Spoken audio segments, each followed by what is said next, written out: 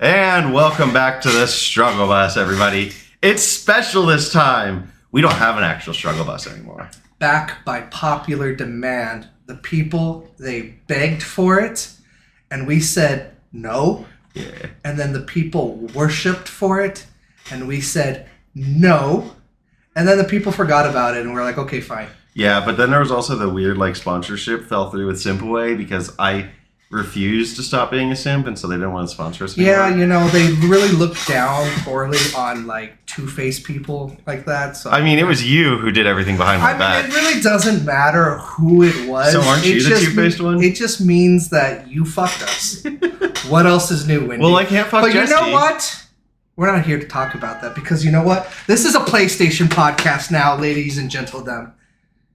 This beautiful, glorious... Which I stopped us from having this argument right before the recording because I just wanted to say, apparently the PS5 can do triple monitor gaming. It is. And it's got some really, really weird HDMI outputs. I agree. But you know what? Sony's just thinking outside of the box. Just amazing what this cheap little piece of hardware can do. It's not little at all, though. This thing is fucking massive. No. It's bigger. It's almost as big as my torso. Although I think you're more into more informed about general tech than I am. I think say so. Thunderbolt might have the bandwidth to do at least 60 hertz for triple monitor. Yeah, I would say so. Yeah. So I'm pretty sure that's USB-C, not Thunderbolt. I am not 100% sure. I'm very curious, but USB-C. Because they're very similar ports, right? Yeah, they are they're the same ports, wise, but obviously there's more bandwidth that goes into the more internals. Yeah, exactly. I think you're right, though. I think it is a USB-C. Yeah. But you know what? It doesn't matter because this beautiful piece of hardware brings me so much joy. Joy that we'll be talking about a little bit later when we quit bullshitting. Anyways, how have you been? I'm good. I'm just saying it looks like it could be the base for the tower that held up the Eye of Sauron. Well, you know what? If it was, maybe, things would have worked out better. Anyways, I've been good. You've kind of been getting to see and watch me here do this. I am only now becoming aware that I never took the label cover off. Is that bugging you? It was. It was absolutely But speaking of how I've been, that's kind of how I opened up the most recent series that we're going to be talking about a lot. Yeah. Yeah. We were really fucking up because I picked up the friend this is new. and brought him to here to do this. And we were fucking up by just nonstop talking about podcast topics. And I stopped myself from bringing this one up. We had a really good discussion about Microsoft and the FTC, about the Apple Vision Pro. There was another about the state of gaming. The really? Steam Deck. Yeah. There was at least a good hour of topics in there that we talked about that we just blew our load on. Yeah. Well, we don't see each other that often now that I'm local anyways. Yeah. So I was okay with it happening a lot of the drive. I was thinking I could stop this, but no, I'm hanging out with my bud. Yeah, I know. And that's the thing it comes down to. Even though you are so close now, it's still just things happen, things going on. Mm-hmm. Things are calming down now. So hopefully hoping that changes. Yeah. Yeah. But yeah, so we've been saving a lot for the podcast, and one thing that I did save on the drive down was how I opened up. And hey, I basically told you I'm not going to be playing The Last of Us for a while, and then a week later I jumped on it. And my reasoning for it, I'd be curious to get your take as an audience member, because I live it. Why what exactly? Why I decided, okay, I'm just going to play The Last of Us, not let this hang over my head. Not eat the elephant. Okay, so you did talk about it in the it makes sense. I know you have always been that way with a lot of things. Mm-hmm. It totally kind of makes sense. I know you kind of things like that kind of you cast it in your head as these big doom and gloom things that kind of hover over you like a unnecessarily sad gray cloud That kind of just Yeah. dims your light and everything. Like And I mean, that. it's not even like it makes me sad or it's depressing. It's just like it's so much I have to do. It's there. It's Yeah. there. So it's constantly in your head. And it's like if I start it, then all this has to happen, and it's just a lot. Yeah. So no, I mean, I love Final Fantasy VII Remake. Yeah. Boy, does the audience know how much I and you, I would say, love that game. But at this point, we've put how many videos? Of just Final Fantasy VII Remake Yes. or of Last of Us? Final Fantasy VII Remake. That is hard mode part 34. So 34 plus 150. I want to say you hit 100. You went over 100. Hard mode part 22, 23. A lot. Actually, what I can do is I can just look at my playlist, I was going to subtract say about playlist 20. probably. Yeah. Yeah, 20 exactly. Consolidated Final Fantasy VII is 106 videos. Okay. Final Fantasy VII 97 is 20, so subtract 40 from 133 videos. So that's a lot of videos. Plus intermission is 18. Plus hard mode is 35. Almost 200 videos. Yeah. Let's just say you put almost 200 videos Yeah. into Final Fantasy VII Remake. I'm good. Yeah. I'm good. I still want to beat hard mode. Like I still You will, want to, and you will, because there's a second game coming out, Yeah. and that's the perfect incentive to finish hard mode. I also still want to get the experience of playing it Japanese Yes. and the controller, which I would grab it, but it's on the floor over there because we rearranged the whole room. It's fine. I mean, it's my PlayStation 5 controller. Here you go. Finishing it on the controller. Thanks for the prop. Now it's done. Yep. Glad we killed 15 seconds for that. That's how we You do things. You know, I was using the Royal Wii. Mm-hmm. Yeah. Yeah. Yeah. So, anyways, I've been asking you about this, and you've been like, not till the podcast. You're watching Wendy again, I am. and like you're watching Wendy play your second favorite game because part 2 is your favorite. Third favorite game. So it goes part 2 is my favorite game of all time. Remake, Final Okay. Fantasy VII Remake is my second favorite Okay. game of all time. Those two games bumped The Last of Us Part 1 as Okay. which was my favorite game of all time. Okay. So, how's it like? I loathe it. No, I'm just kidding. It is as usual, a love and hate relationship. I love watching and seeing you experience things that I experienced a decade ago for Keep the talking, first I'm time. listening. I love watching your reaction. I love watching your freakouts. What gets you, what doesn't get you. I hate everything else, especially this. I don't know what that was. I think you moved the camera. You absolutely moved the camera. There we go. Yeah, that's better. I hope that was worth it, Wendy. It was. That was a really good joke, in my opinion. Keep talking, I'll be right back. Proceeds to just crap. That's what you were doing.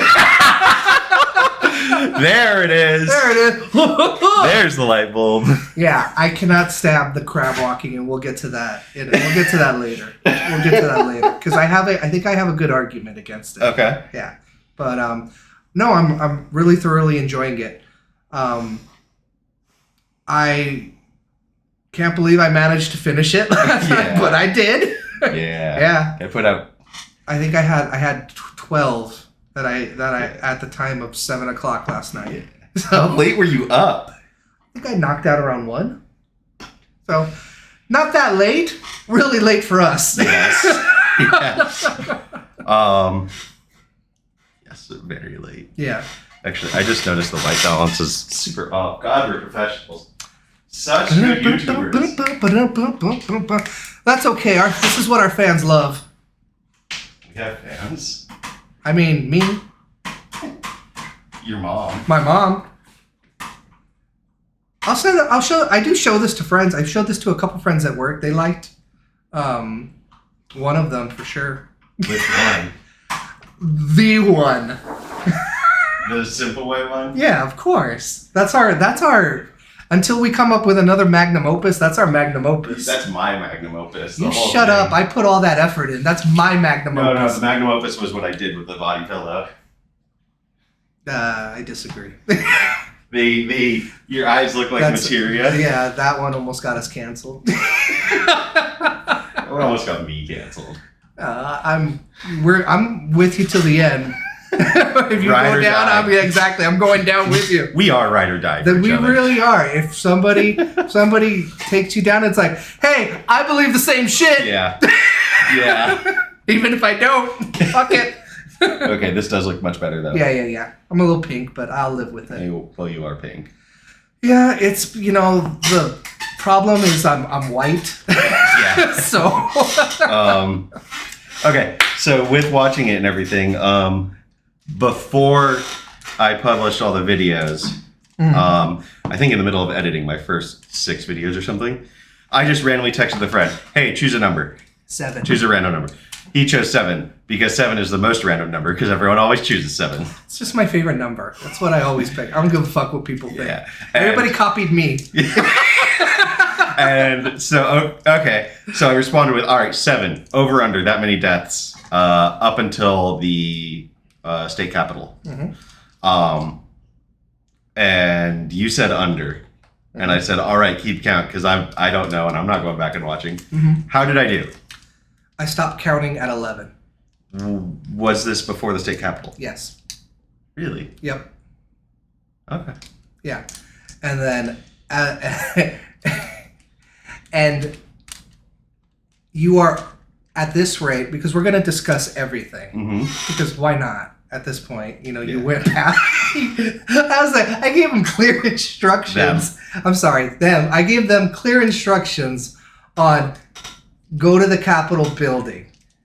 And then they were enjoying the game enough that they wanted to continue. And we couldn't do this until 5-6 days after they got to the Capitol building. So they asked me, and I was like, "Yeah, you know what? Just go till summer." And they didn't get there, but, but we are. Summer, go to fall. Yeah.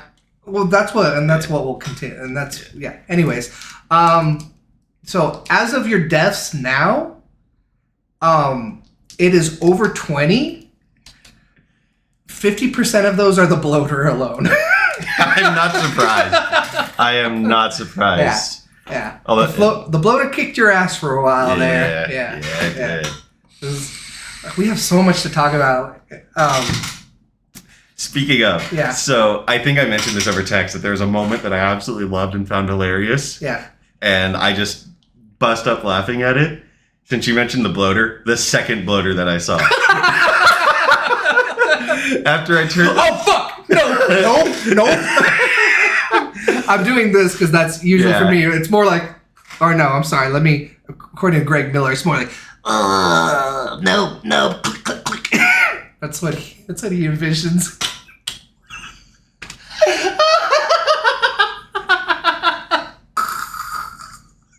You're hunched over your desk. I'm typing on my mouse. You're hunched over your desk, and you're so close to your keyboard. And you just, Mom,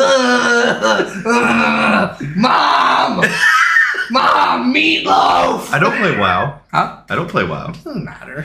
But yeah, no. I just thought that was funny. It's like, oh, that's a bloater. Nope. And you are busy. I think you were shooting someone. Yeah. You were shooting somebody. I think a stalker. At very close range.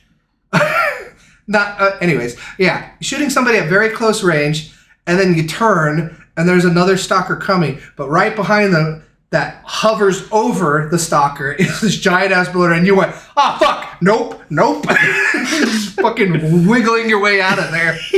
You made it. Since we're talking about that, I'm just gonna jump right into that.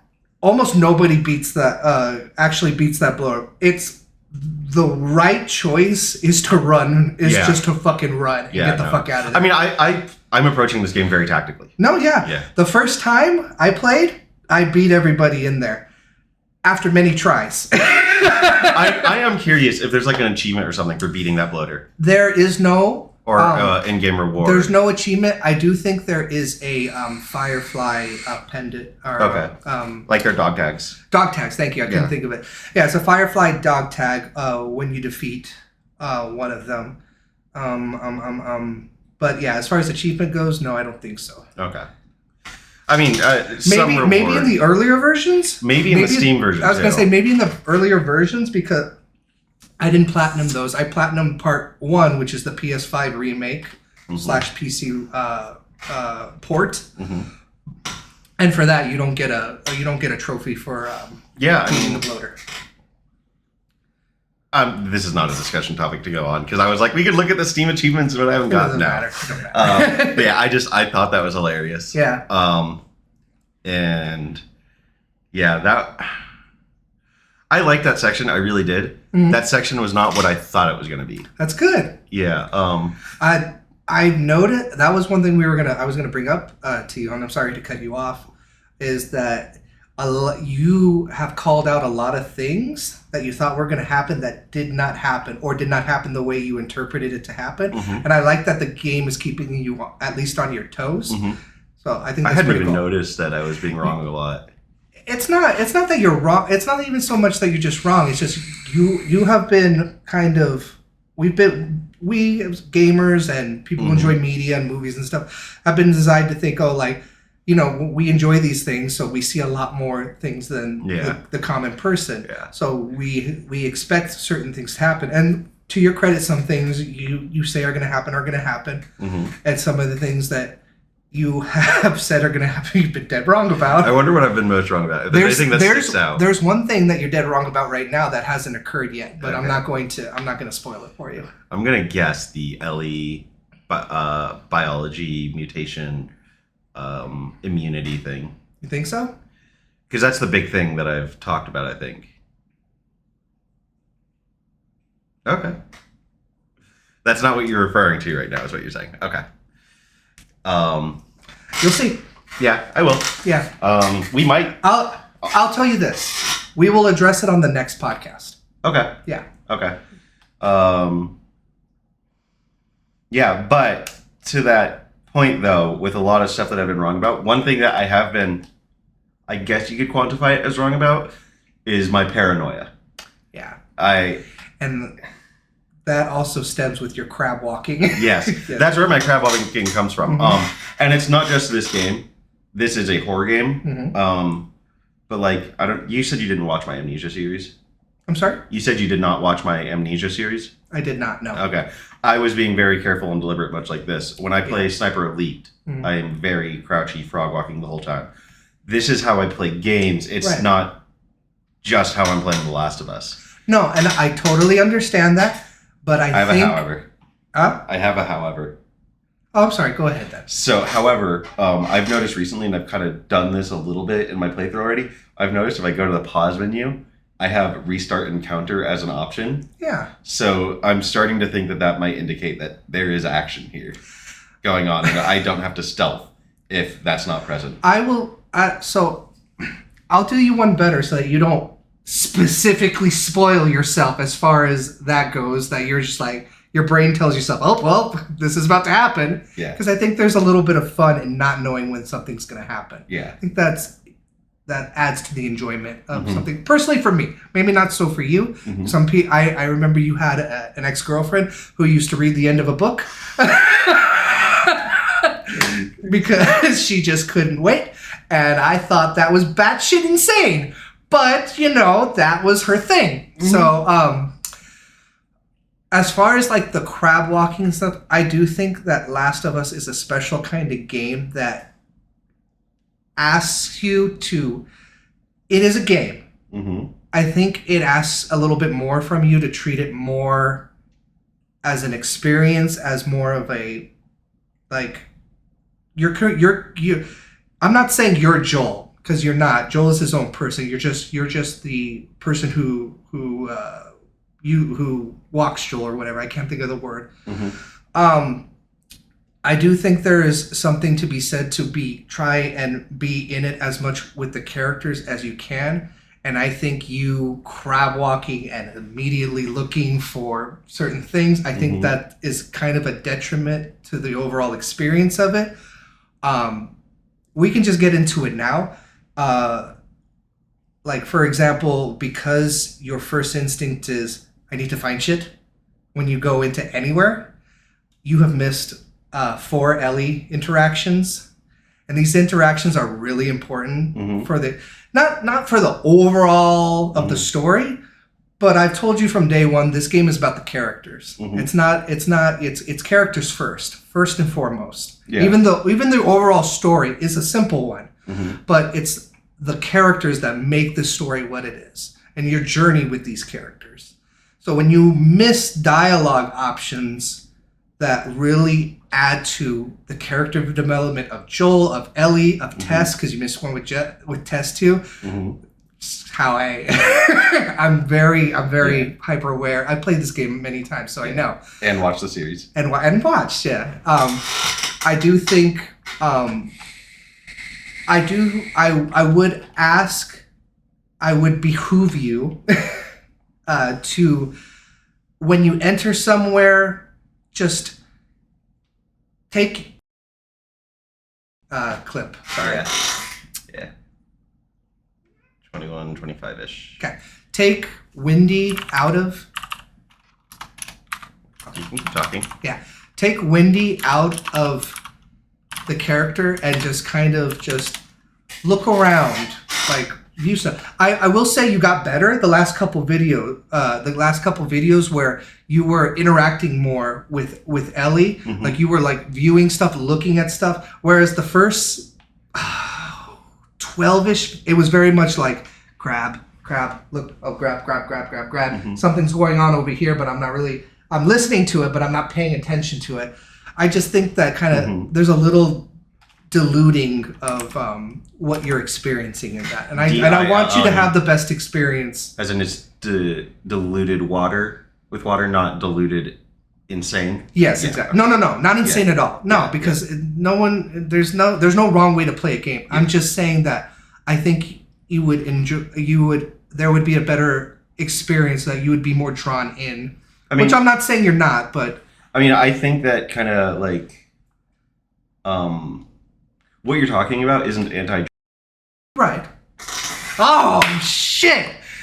This is a first, ladies and gentlemen. They're usually pretty fucking good about that. But I don't think it's anti-Wendy because like Wendy is like the joke is make the glowy chest not glowy. Yes. But like that's just the joke talking about the items. Right.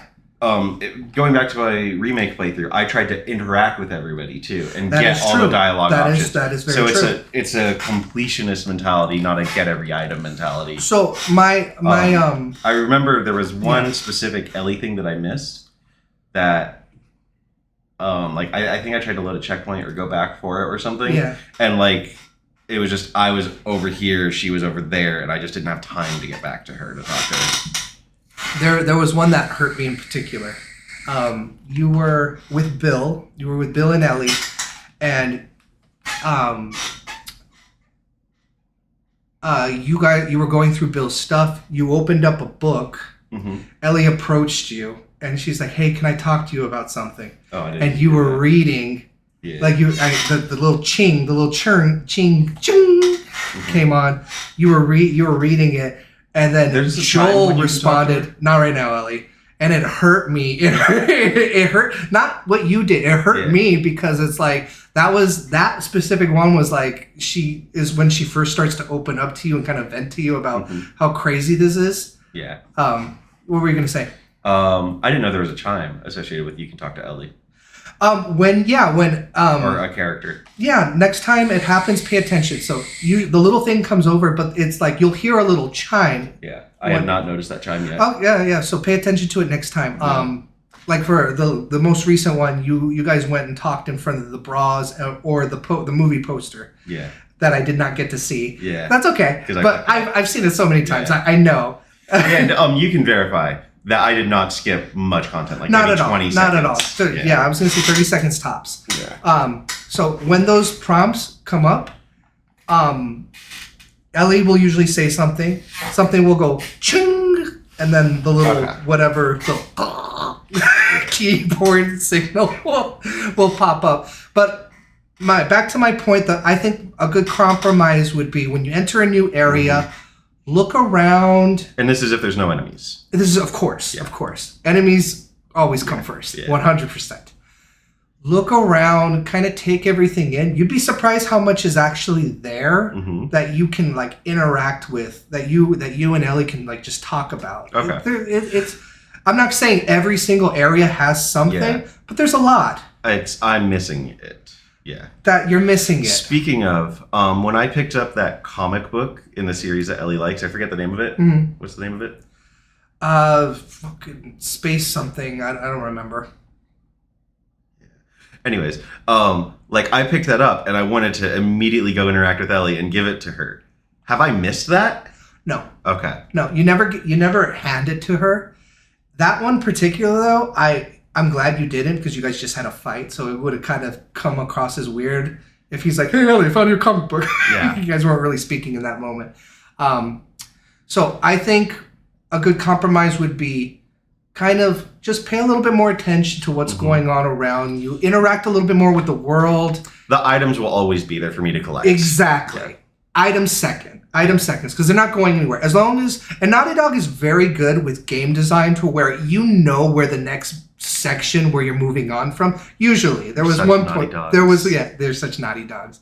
But they're very good at like, okay, this is where I need to go. This is the next area, so I'm not coming back to this. They're usually pretty good about that. Yeah. So I did get caught by that once. And then my second point, the crab walking. You will know when you're in danger because whoever's with you will crouch. Oh. Yes. I thought she was crouching because I was crouching. No. Okay. And they never just spring it on you. You're never ambushed? You're never... without you a are cutscene. ambushed. Without a cutscene. Yeah, you're never... Like, usually you'll walk into something, you'll hear something in the distance, and your characters will go like, "Oh shit." And then that'll be your cue to get down. There's no need to. Not only does it make it longer for you, just get around everywhere, it makes it very infuriating for me to watch. I know that because I addressed it. I'm not going to stop. I got a little mad. I got a little mad when you said that. I got a little mad, and I calmed But you said down. I'm good at video games, and this is how I play video games. You are good at video games, but you're also very set in your ways and stubborn. You would know. Yes, I would. Oh God, what I know. Okay, so I'm glad we got to that point. So yeah, I'm glad. I wanted to have that podcast. I wanted to have this podcast, not just because specifically that, but that was a point that I really wanted to address with you. Yeah, that I was like, it's okay. Yeah. The game's not gonna fuck you. I think as well, all of that is a good lead into. So like, I'm good at video games, and enemies come first always. Sure. I might be good at video games. I'm not that good at clicking heads. I've noticed. I've noticed, but you know what? That's okay. I'm not the best at clicking heads either. Yeah. But I know we talked about you've died over 20 times, and that seems like a lot. You're also playing on a very hard difficulty. Yeah. And this is your first time ever playing a Naughty Dog type. Well, you played Uncharted, but that was so long ago, and that was on PS3. One of my favorite game series is Jak and Daxter. Right. That's true. Yeah, that's true. You're doing fine.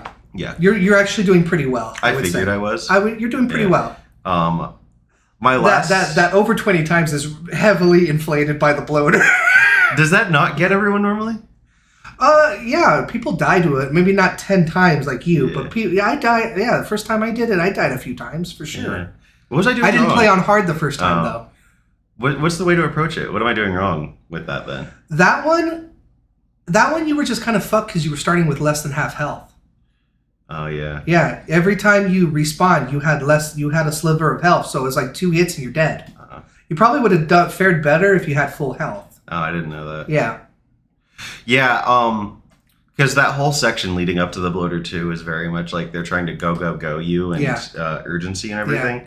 And so, like, I think that I've been pretty good because, like, you saw me calm down and, like, all right, I'm going to be deliberate in thinking leading up to the bloater. Yeah. But still, when I'm in that point, it's like okay, I'm going to save the health pack for when my keyboard glows red, when my health is low, for when I Oh, get that's to that cool. point. I didn't know that it did that. That Yeah. is cool. Yeah, so like I'm going to save it for when I get to that point, and it's urgent. Yeah. It's like the extreme version of I always have my shotgun as the first weapon I'm able to use. Yes. Like, so I think my good at video games is I keep the shotgun at the ready. I am trying to keep as many med kits You're set most of the your time. ways.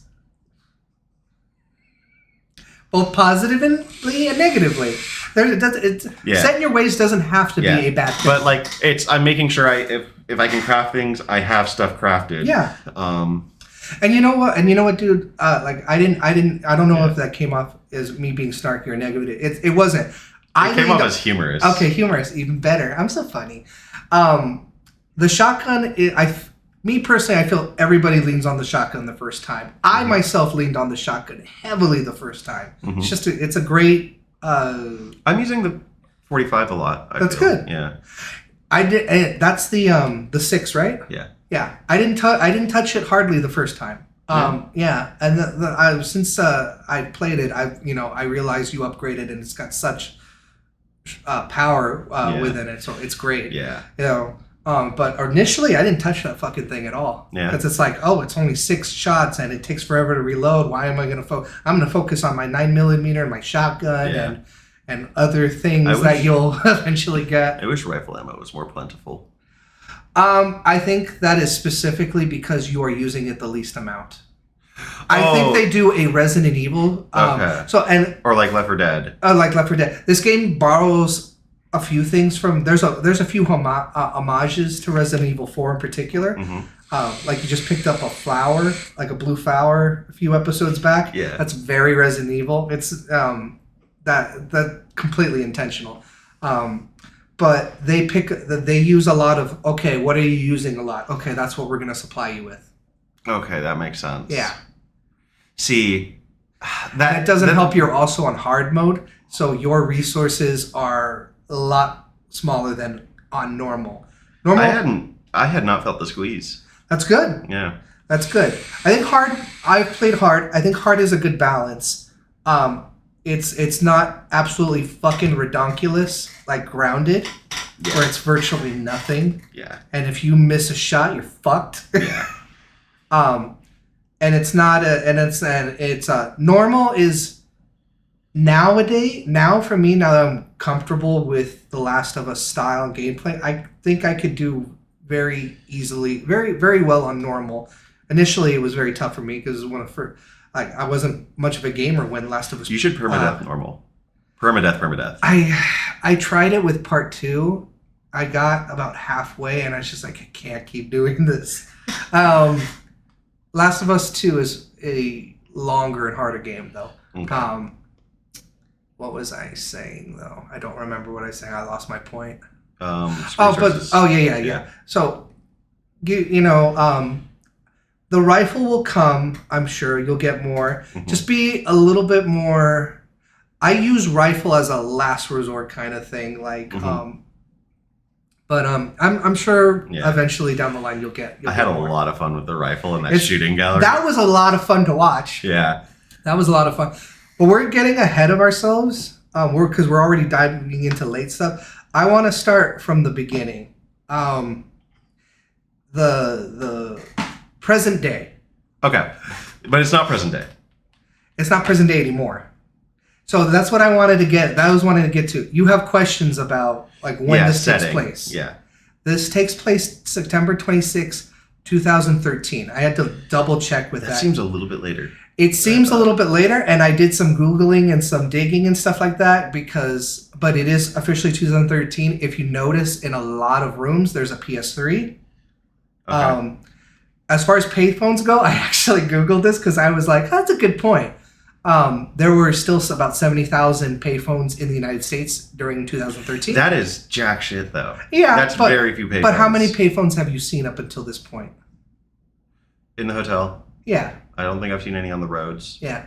But I haven't been looking for them. True. But that's the only thing I've kind of noticed too. But I feel like by 2013, a swanky hotel. Maybe? I don't know. I feel like hotels would still have them for a while. They'd be they'd be like an office phone type thing Mm. where but it wouldn't be like the analog old school style payphone. I don't know. It's so hard to really distinguish that because so much has changed in the last 10 years. Yeah. The last 10 years have been technology-wise probably the greatest gap that we've ever had as the human race, probably ever. Like the smartphone has changed everything. Okay. The computer has.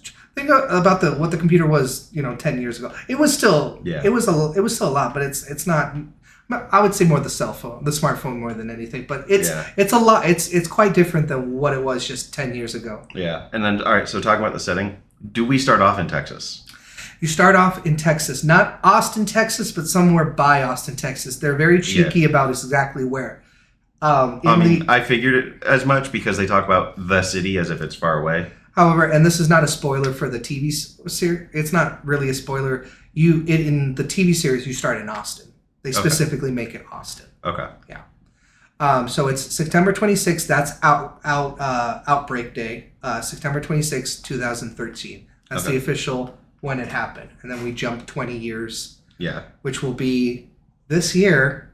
20 years will be the official start of Last of Us. The Last of Us. The time jump will be this September. It's kind of cool. So 20 years ago was 2013. So when we hit September... What year is it? It's 2023. What was 20 years ago? 2013 is 10. 2000... Oh, shit.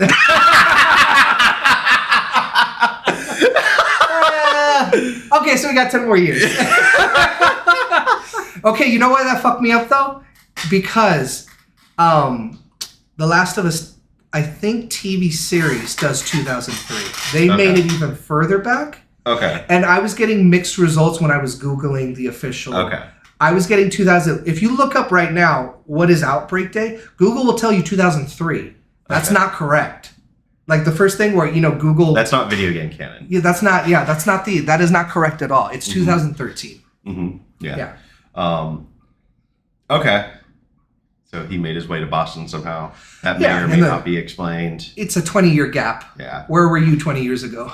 Here. Yeah, it was in this town. It would have made more sense if I said 2 years ago. The EU. Well, think about where were you 20 2 years ago I was here. How many places have you been in the last 20 years? How many places have you lived in the last 20 years? Here. A few. Yeah. So that's not a weird thing to me that he ended. And considering the world that Last of Us is based in, where there's not a lot of safe places, Boston QZ is probably just where he... QZ? So QZ stands for... Quarantine Zone. Okay. Quarantine Zone, yeah. So there's a few of them all over the United States. Yeah, Pittsburgh had one. We'll get into that later, too. Yeah. Let's get into just overall opening up with Sarah. I know you've experienced that part before. Yeah. What was it like kind of revisiting that? Honestly, something I had to get through to get to continuing the game. That's so sad. That's such a moment that draws everybody in. And that really that's what kind of defines The Last of Us. That whole scene, that scene is so important. That's okay. Yeah. You've already seen it before. And also, I'd say the misdirection between Sarah's blonde, Ellie's brunette. Yeah. So the cover lied to you and tricked you once you saw Sarah. Yes. So you see Sarah, you automatically think it's the girl on the cover. And Naughty Dog, they are very naughty. Initially, they lied to people. They told people two things. One you haven't experienced yet. But the first thing they said is that you would not play in present time. That this was just a post-apocalyptic game. That there would be no present time that you would play. And immediately the first thing you do is you play in present time. And you play as a little girl, not as Joel, the person that they have shown up until this point. You play as this little girl. I can talk since Wendy didn't feel anything because he's a cold human being. Because they're a cold human being. I'll go over my emotional resonance with that. The first time I watched that scene was actually some couple YouTuber guys called Rage Select. I watched them talk over that scene, and these guys they came from a website called Spill.com. They were very famous for like just making fun of the games that they're playing and stuff like that. That was the first time they got completely quiet and just kind of in awe of what was happening. You got to understand, this game came out in 2013. There was nothing really like this before in video games. Nothing to this extent, this dramatic and emotionally gut-wrenching. And it moved me. It like this intro alone pulled me in, that I wanted to play this game so bad. I didn't have a PS3. I wasn't really much of a gamer. Back then, back in 2013 time, I was more watching people play games than actually playing. Yeah, that was your big Minecraft watching. Yeah, days. exactly. Minecraft and Slender Man and stuff like that. I was into YouTubers playing stuff, but not actually playing. And then I got to actually play. Ended up getting my tonsils removed that year, and then I stayed at my aunt's house for like 2 weeks. My cousin had a PS3. That's how I was able to play Last of Us. Just changed my view on games forever. Yeah. But so that intro always moved me, always made me sad, made me sad for Joel. It wasn't until part 1 that it literally made me cry. Something that they did, Naughty Dog is kind of PlayStation's crown jewel. They pour lots of money and resources and motion capture into their games. A lot of motion capture. We can actually, I'll talk more about the motion capture in a second, but with part 1, it is so close. It's close. It's the facial animations at this point really hit me this time. When I played it in September of last year when it came out for the PS5.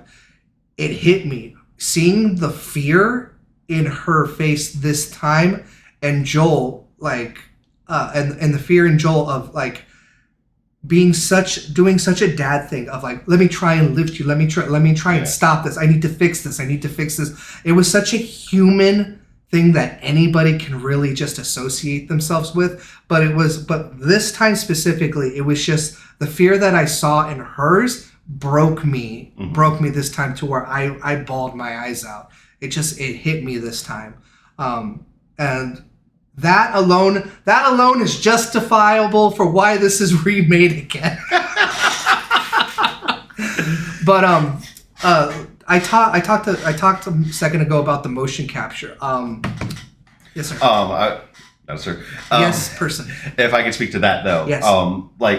So I think gaming has made me a little bit of a sociopath in games. Yeah. Because, like, for me, what it was I got through that and I watched it. And, like, I could see this is very important story-wise and all this and setting up Joel and everything. But I also saw as, okay, this is the emotional hook to grab me in and to invest me into this game. Yeah. And, like, to establish, hey, soldiers are to be trusted. And to make the characterization of Joel being that way. Yeah. But, like, the first time I played it, it was more so the confusion about, but she's on the cover. Yeah. Which she's not. She's not. It's not her.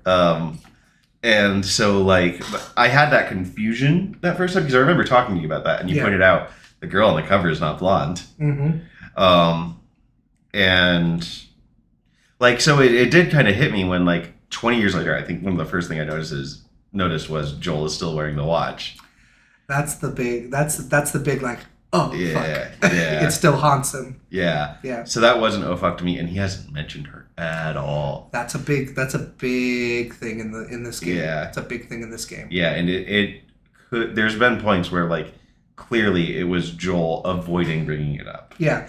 And I don't fault you for not having an emotional reaction to the intro. For one, you've already played it, and that, I would say that, and even if you didn't play it, I know you're very good at spoilers, but that's another one that we talked about this earlier. Would you kindly Aerith, something happening to Aerith that people actually don't fucking know at this point. And you know that's Hold on, another hold on. level. I said in my remake playthrough, she's gonna fucking die. She's gonna fucking Okay, so die. and Aerith dies, everybody. Supposedly, we have no idea. Yeah, that's actually really true. We really don't fucking know. I cannot wait for Rebirth, man. Anyways, this intro is on par with BioShock's Would You Kindly. If you don't know what that is, go play the game.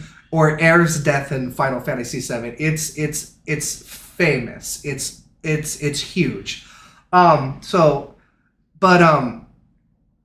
do like that it is impacting you in a different way. Further along down, you are seeing things, you're feeling things. Even I see you attached to Ellie already at this point. I see you, Ellie, get the fuck over here. It's also just frustration. No. There was one point in particular that you were like, Ellie, don't go over there by yourself. Or Ellie, or you said something like, Ellie, I'm going first. And then Ellie went first and you're like, don't go anywhere. That was... What was that? I can't remember if it was two instances. It's all in Pittsburgh. One of them, I believe, was the piano, going up the piano. The piano part, the suspicious piano. I super did not trust that. Yeah, you super didn't trust it. But Ellie went up first, and you were like, no, I need to go first. Yeah, because I thought there would be something up there. Even still, that was a reaction. Like, you didn't want something to happen to her. Yeah. And then there was an earlier moment in Pittsburgh. You were like, Ellie, don't go over there. And it hit me. It made me realize, like, okay, things are working. Well, yeah. I mean, like, I feel that way about, like, Aerith in Remake. Well, but the difference being, Wendy, I almost said your name, I didn't this time, but the difference being is, with this playthrough, you are less talkative than you were in Remake. Yeah. And that's understandable. To be fair, so, like, the second one, so the second group of 6 episodes, 7 to 12. You talk more, for sure. 100%. But I was also very tired the first one because it was later in the day. Right. Yeah. And then the after work episodes too, like I think my point is you were in Remake, you were vocalizing your thoughts and feelings about the characters more than you were. And that's okay. I don't need you to that's what this is for. That's why we do this. But I am happy to see that it is working for you. There's also less characters in this game. Yes. And also I don't have attachments from 25 years ago in this game. Fair. And that's a very fair point. And just the overall genre and how storytelling is in this genre. I don't expect this game to move you and make you cry like Remake did with Chapter 8. Yeah. But I mean, I almost cried at the opening of Remake too. And that's a lot of that is due to the nostalgia and that at one point being your favorite game of all time. But I do hope and expect that this game speaks to you on an emotional level. That doesn't have to be. Yeah. But hopefully it touches you in some way, like it touched me and millions of people. Speaking of, while you're here, I'm hoping to play. Yeah. Oh, that'd be awesome. Yeah. We're gonna do. Are you gonna be okay taking me home late? Yeah. Because I want to do all this stuff with you. I just want to make sure because I feel shitty. Ladies and gentlemen, they are really one of the greatest people ever. I have a really shitty car right now for reasons that I'm not going to touch on. If you know, you know. And I'm the one watching this, so I know. We live about 60-ish miles from each other, which is a little over an hour, unless there's traffic. Then it's a lot longer. We're in California. We're in California. There's a lot of traffic.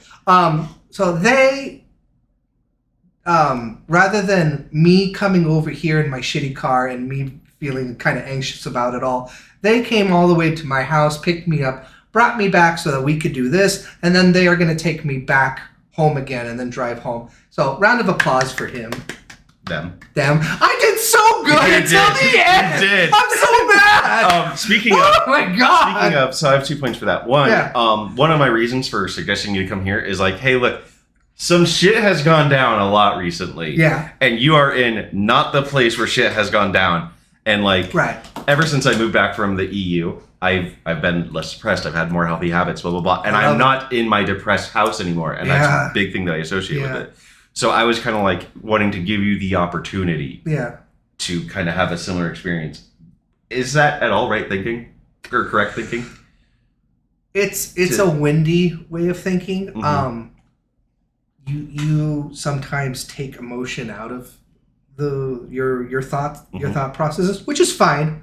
I'm a very emotional, So, loving person. So that's I'm what saying I love you and thank you. Yeah. So what And you're saying is, your thinking is, well, no, it makes sense because of A, B, C, and D. yeah. Yeah. But also what you're describing is an emotionless way to think about emotions. Mhm. But another thing that I want to talk about that, I because you almost spit said out my water. because you said there are reasons why you're not getting into it right now. Yeah. And you're not going to say there. No, why? Yeah. In one of my recent last episodes uploaded, because they're all recent, the time where I censored you. Yes, I did notice Did you notice that? Okay. Yeah. Okay. You didn't know that I'd be playing that on camera, did you? No, it's okay. Yeah. Okay. I fully trust you Mm-hmm. to know what is okay to share and what is not Okay. okay to share. Yeah. And I don't need to feel worried about that. I'm never going to feel worried about that. Yeah. Because we have both kept things Yeah. that both of us have told each other that are very personal things, Mhm. and that's just par for the course for us. Yeah. Yeah. Yeah. Okay. I'm glad you did notice that I cut that No, out. I did notice that, and I was like, "Oh, buddy." Even though what I cut out, not the biggest deal. But still, yeah. I know you've always been very good about hey, this, or hey, can I say this and this, or I was worried that this person might find out about this and this, so I said this. Yeah. You've always been really good about that. Yeah. Cool. So the end. Take emotion. What did you think about present day and everything like that? Just. So let's see. You're playing as Sarah, and then Joel gets home first. Joel gets home from work. It's Yeah. his birthday. She gives him the watch. Yeah. And She falls asleep to a movie. Yeah, and she. He calls her baby girl and puts her to bed. Okay, one thing that I'm unclear on with game mechanics. Mhm. So it seems whenever I pick up a thing to be read, Mhm. that it stays in my inventory. Yeah. So I picked up the card that she made for Joel. Some things you can't. Okay. So I was wondering if Joel did end up with that card and that was No. another memento. Okay. If your character puts it back down, you're not keeping that. If your character goes like that, puts it in his backpack, Okay. then you're keeping it. Okay. Yeah. Cool. Yeah, so what did I think of present day? Just the overall downfall of humanity in that whole thing. There's a cat on the wall outside. They just jumped down.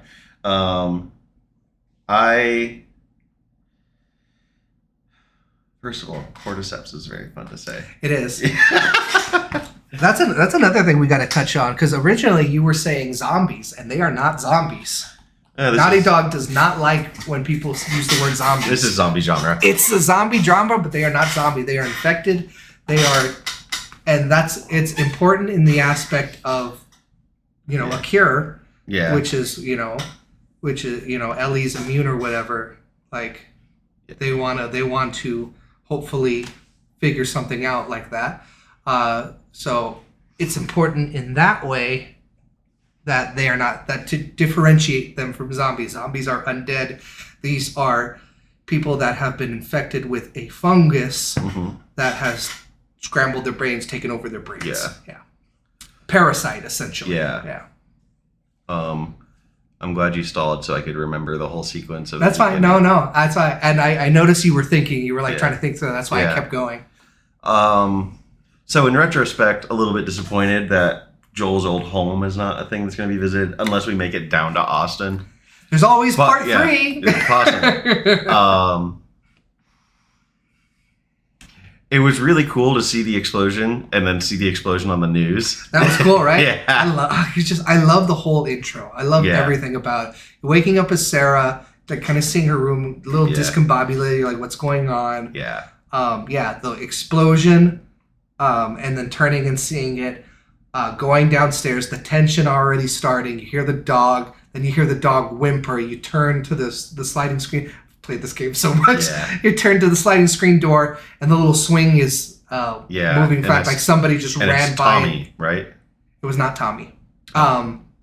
No, something ran by to knock it as it's moving. You go into the other room. Joel comes in from the sliding glass door, and he's like, "Get your shit. We gotta go. We gotta get out of here." Gets his gun. A runner comes. It's their neighbor. That's what I thought Tommy was. The neighbor, Tommy Boy. Oh no. So yeah, the runner comes through. Their neighbor, and then one of my favorite quotes. It's such a subtle thing, but it's just like, oh, you're such a kid. Like he shoots the neighbor, and she goes, oh, you shot him. And then as he's like trying to comfort her, she just whispers, I just saw him this morning. Like it's just something. It's just like, oh shit. Yeah. There's weight behind that. It's such a subtle little thing, but there's weight in that. It's like these are people that he just had to execute. You go in the car. That was one thing that your style. That was one of the windy gameplay style that was driving me nuts because you were just kind of flailing the camera everywhere, and I was like, a part of that is mouse. oh, okay, so Mouse is faster than an analog. no, stick and I for camera totally control. get that, and it's fine. It's really we're nitpicking. These are nitpicks. These are picks of nits, but like when I did it as Sarah, I was very much like, oh, okay, I'm operating. That was the word I was trying to think of earlier. Yeah. Operating Sarah. What would Sarah be focusing on? You play games like they're movies, though. But this game more than anyone, or not requires it, but I think deserves that little extra effort. Yeah. Personally, my personal opinion. I'm still playing a game. That's fine. Yeah. That's fine. And I don't. Yeah. And I don't need you to play cinematically. I touched on what I think you should do. You're looking at stuff. You see the people on the road. You see the farm on fire. Mm-hmm. You realize you're in Texas because you see Austin and everything like that. You end up in the city. Yeah, Dallas is the capital of Texas. Oh, that's right. That's right. Yeah, you did say that. I knew it was wrong as I was saying it, but I couldn't remember that Austin existed. That's okay. The only place I've been to in Texas, the only place that I've hung out, like for multiple days in Texas, Austin, because where else? Anyways, we're not going to get into politics. The only place I've been to in Texas was San Antonio. Yeah. For reasons. Yeah, for reasons. Shit's going on. Sarah dies. You jump forward 20 years later. Yeah. So, really the thing that has stuck with me the most narratively is the jump forward. Yes. A specific quote from that. Yeah. The general saying, with the bureaucrats out of the way, we can blah, blah, blah, blah, blah. Yeah. Which kind of gets into something like overall narrative theme-wise that I've been noticing and feeling. And just wanted to ask you, is this game an allegory for post 9/11 America? You could. I think they took inspirations from it. Yeah. I think there's definitely some. It's too close. It's not close, but it's close enough that a lot of stuff like that could be. So I don't. I would not be surprised at all. Yeah. They haven't directly come out and said it's like, oh yeah, this is about 9/11, but there's no way that there's not some stuff, because how much that that day affected us. America. I'm being serious. That whole the whole cold intro where we're getting little bits of news and nuggets. What did you think about Fireflies all that? That whole thing really stuck out to me. That one quote has just it's played through my head a few times. It's just that's a good one. My favorite one is the very end. Believe in the fireflies. When you're lost in the darkness, look for the light. Which is a very famous quote at this point. There's a couple. There's a couple quotes for Last of Us that are famous at this point. You've heard both of them, so I'm just gonna say them. That one, when you're lost in the darkness, look for the light. And then the second one is endure, survive. That's kind of become the theme of Last of Us, which you've heard recently come from Ellie's mouth. Oh, was that her? That's from this comic book. Yeah. And it's actually funny, a little side note here. Neil wrote that in as a joke, as like, let's make fun of us or endure and survive kind of thing. And then it blew up and it became the tagline for Last of Us. And they were like, okay, that's not the one we thought people would. I mean, how much stuff goes viral and people are like, I had no idea this would be what went viral. Seriously, yeah. So I think that's kind of cool that was just something to poke fun at themselves. Yeah. Because they poke fun at themselves in the game as well. Yeah, like the apocalypse joke and Ellie going too soon.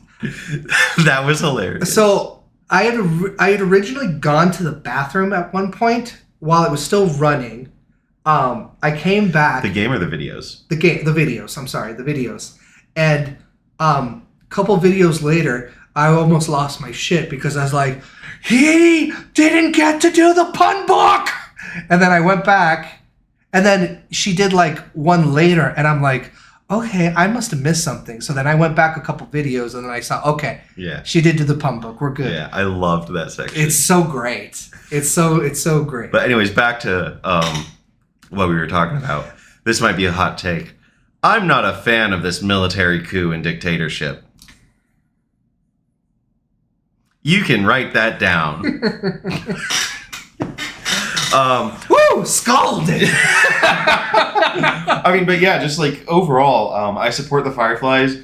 I kind of have the impression for gameplay-wise that Fireflies are a separate interest group from Joel's self-preservation interest. And so there might be just natural conflicts that come from that, but overall still in alignment with the Fireflies. Yeah. And yeah, just like the total control, and granted this is an apocalypse, blah blah blah blah blah. Yeah. But like, yeah, and I've kind of talked about this before. I'd love to see how agriculture is being done. You did. The military apparently can manufacture car batteries. How are they doing that? Where's their industrial base? I don't know. I think they've brought it up that the military are only interested in manufacturing two things: weapons and bullets. They're not interested. The military in this point has become just concentration camps. That they are not. They are in no way really taking care of the citizens at this point. Yeah. They're keeping them in, and then you do the work around the house, and they'll provide you with ration cards, which is not enough and stuff like that. But as far as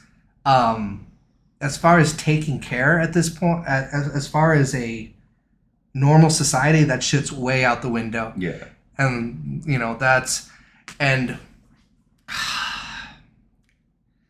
there's dialogue later on because you're with Sam and Henry now. That was the very they touch on more about what happened in the Pittsburgh QZ, so I guess I won't go too much in that. But you do know that the people rose up from that, and that there's no military QZ there anymore. Yeah. So I'll end it there. But like, shit's fucked up. Shit's bad. Yeah. Shit's bad. I'll say this. Shit's bad. Like we spent a lot of time at the Boston QZ. They touch on that other QZs are worse than others. Okay. I'll just say that. Okay. Yeah. Yeah, and so then coming in with Tess, were they married or like romantically involved? They were. They hint and confirm in Last of Us series. I'm going to try not to spoil too much of the Last of Us series because there's enough different there. Okay. That I don't want to reveal to you any more than I already have. Sorry. But it's like I'm only doing surface level stuff for you when it comes to the series. But they imply it very heavily that they are romantically involved. Okay. Tess's final speech to Joel. There's enough here between us that you have some sort of obligation to me to do this. Mm-hmm. That's very telling. Yeah. Yeah. Very tessing. I guess we can. You want? I guess we're because we have no actual flow of how we go things. We kind of just jump from thing to thing.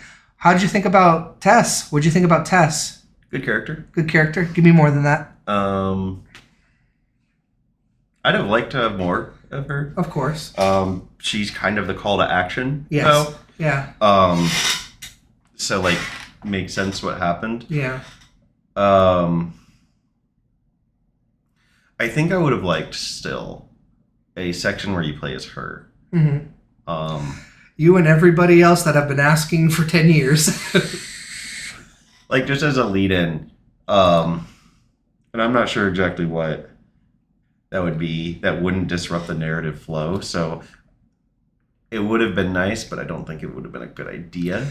I don't think so either. A lot of fans and fans who have become non-fans at this point have asked there's two things they've really asked for Naughty Dog to make is a prequel with Tommy and Tess, or I'm sorry, with Joel and Tess, like their shenanigans before Ellie. They were smugglers, right? Yeah, they were smugglers. And they want to know, and they've wanted a Joel and Tommy game, what they did in that 20-year span between Tommy's the brother, right? Tommy is Joel's brother, yeah. And for me, it never made sense. Maybe the Tom and Joel one could work, because we'll get into. No, actually, you know what? I'm not gonna touch on what the overall theme of Last of Us is because you're not done yet. So I'll wait. I'm gonna wait on that. We'll come back to that. Okay.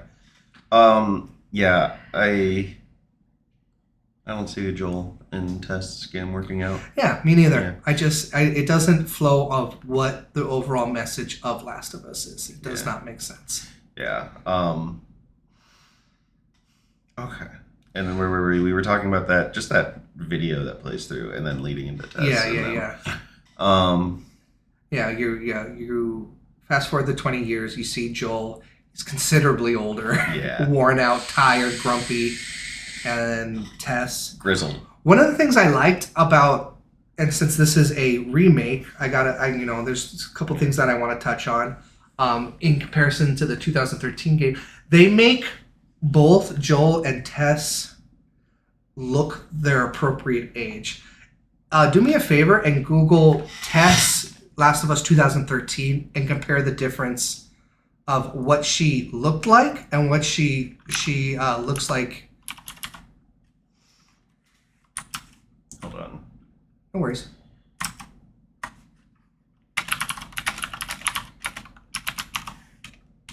Do I have anything here I need to censor? No. That's a good one right there. Yeah, no, she looks like a 27-year-old. Mid-20s, yeah. Yeah, mid-20s. This one, she looks appropriately like a late 40s-year-old woman, which is what she is supposed to look like. She's supposed to look in her 40s. I cannot tell you how much the internet lost their shit, Wendy, with like, whoa, oh my God, Naughty Dog gotta make everybody look ugly. Yep. First of all, if the woman on the right is ugly, then I don't know shit about fuck. Yeah. Because they're both beautiful women in that picture. But they have the technology now to make the character look the way they want the character to look. I don't think that's a bad thing. So Joel, either in the intro looking young, or looking old, or in the gameplay looking young, like, if that's what happened in 2013, but they fixed it now, I could understand that. But, like, why didn't they make Tess look old? Why did they make her look older? Originally. I just don't think they were able to. Like, Joel doesn't look like a 50-year-old in 2013 either. I didn't know he was 50 until later. Okay. I just think they were... I just think with modern tech, they were able to really hone in on that stuff. Yeah. Yeah. You gotta remember, Last of Us... The 2013 was a PS3 game. Yeah. And we're talking about a PS5 game now. Fair enough. Yeah. But no, I really like Tess, like, as a contrast to Joel as well. Yeah. And just clearly the emotionally investing person, thinking with her heart. Yeah. Joel definitely seems to be more Cold and Yeah. guarded, Yeah. would you say? Speaking of, do we know what happened with Sarah's mother? They don't talk about it. Okay. Yeah. I'm gonna assume that's another tragedy then, now that she ran off. Could be. Yeah. Yeah. Be nice to know, but who knows? But then, yeah, they don't touch on it. Yeah.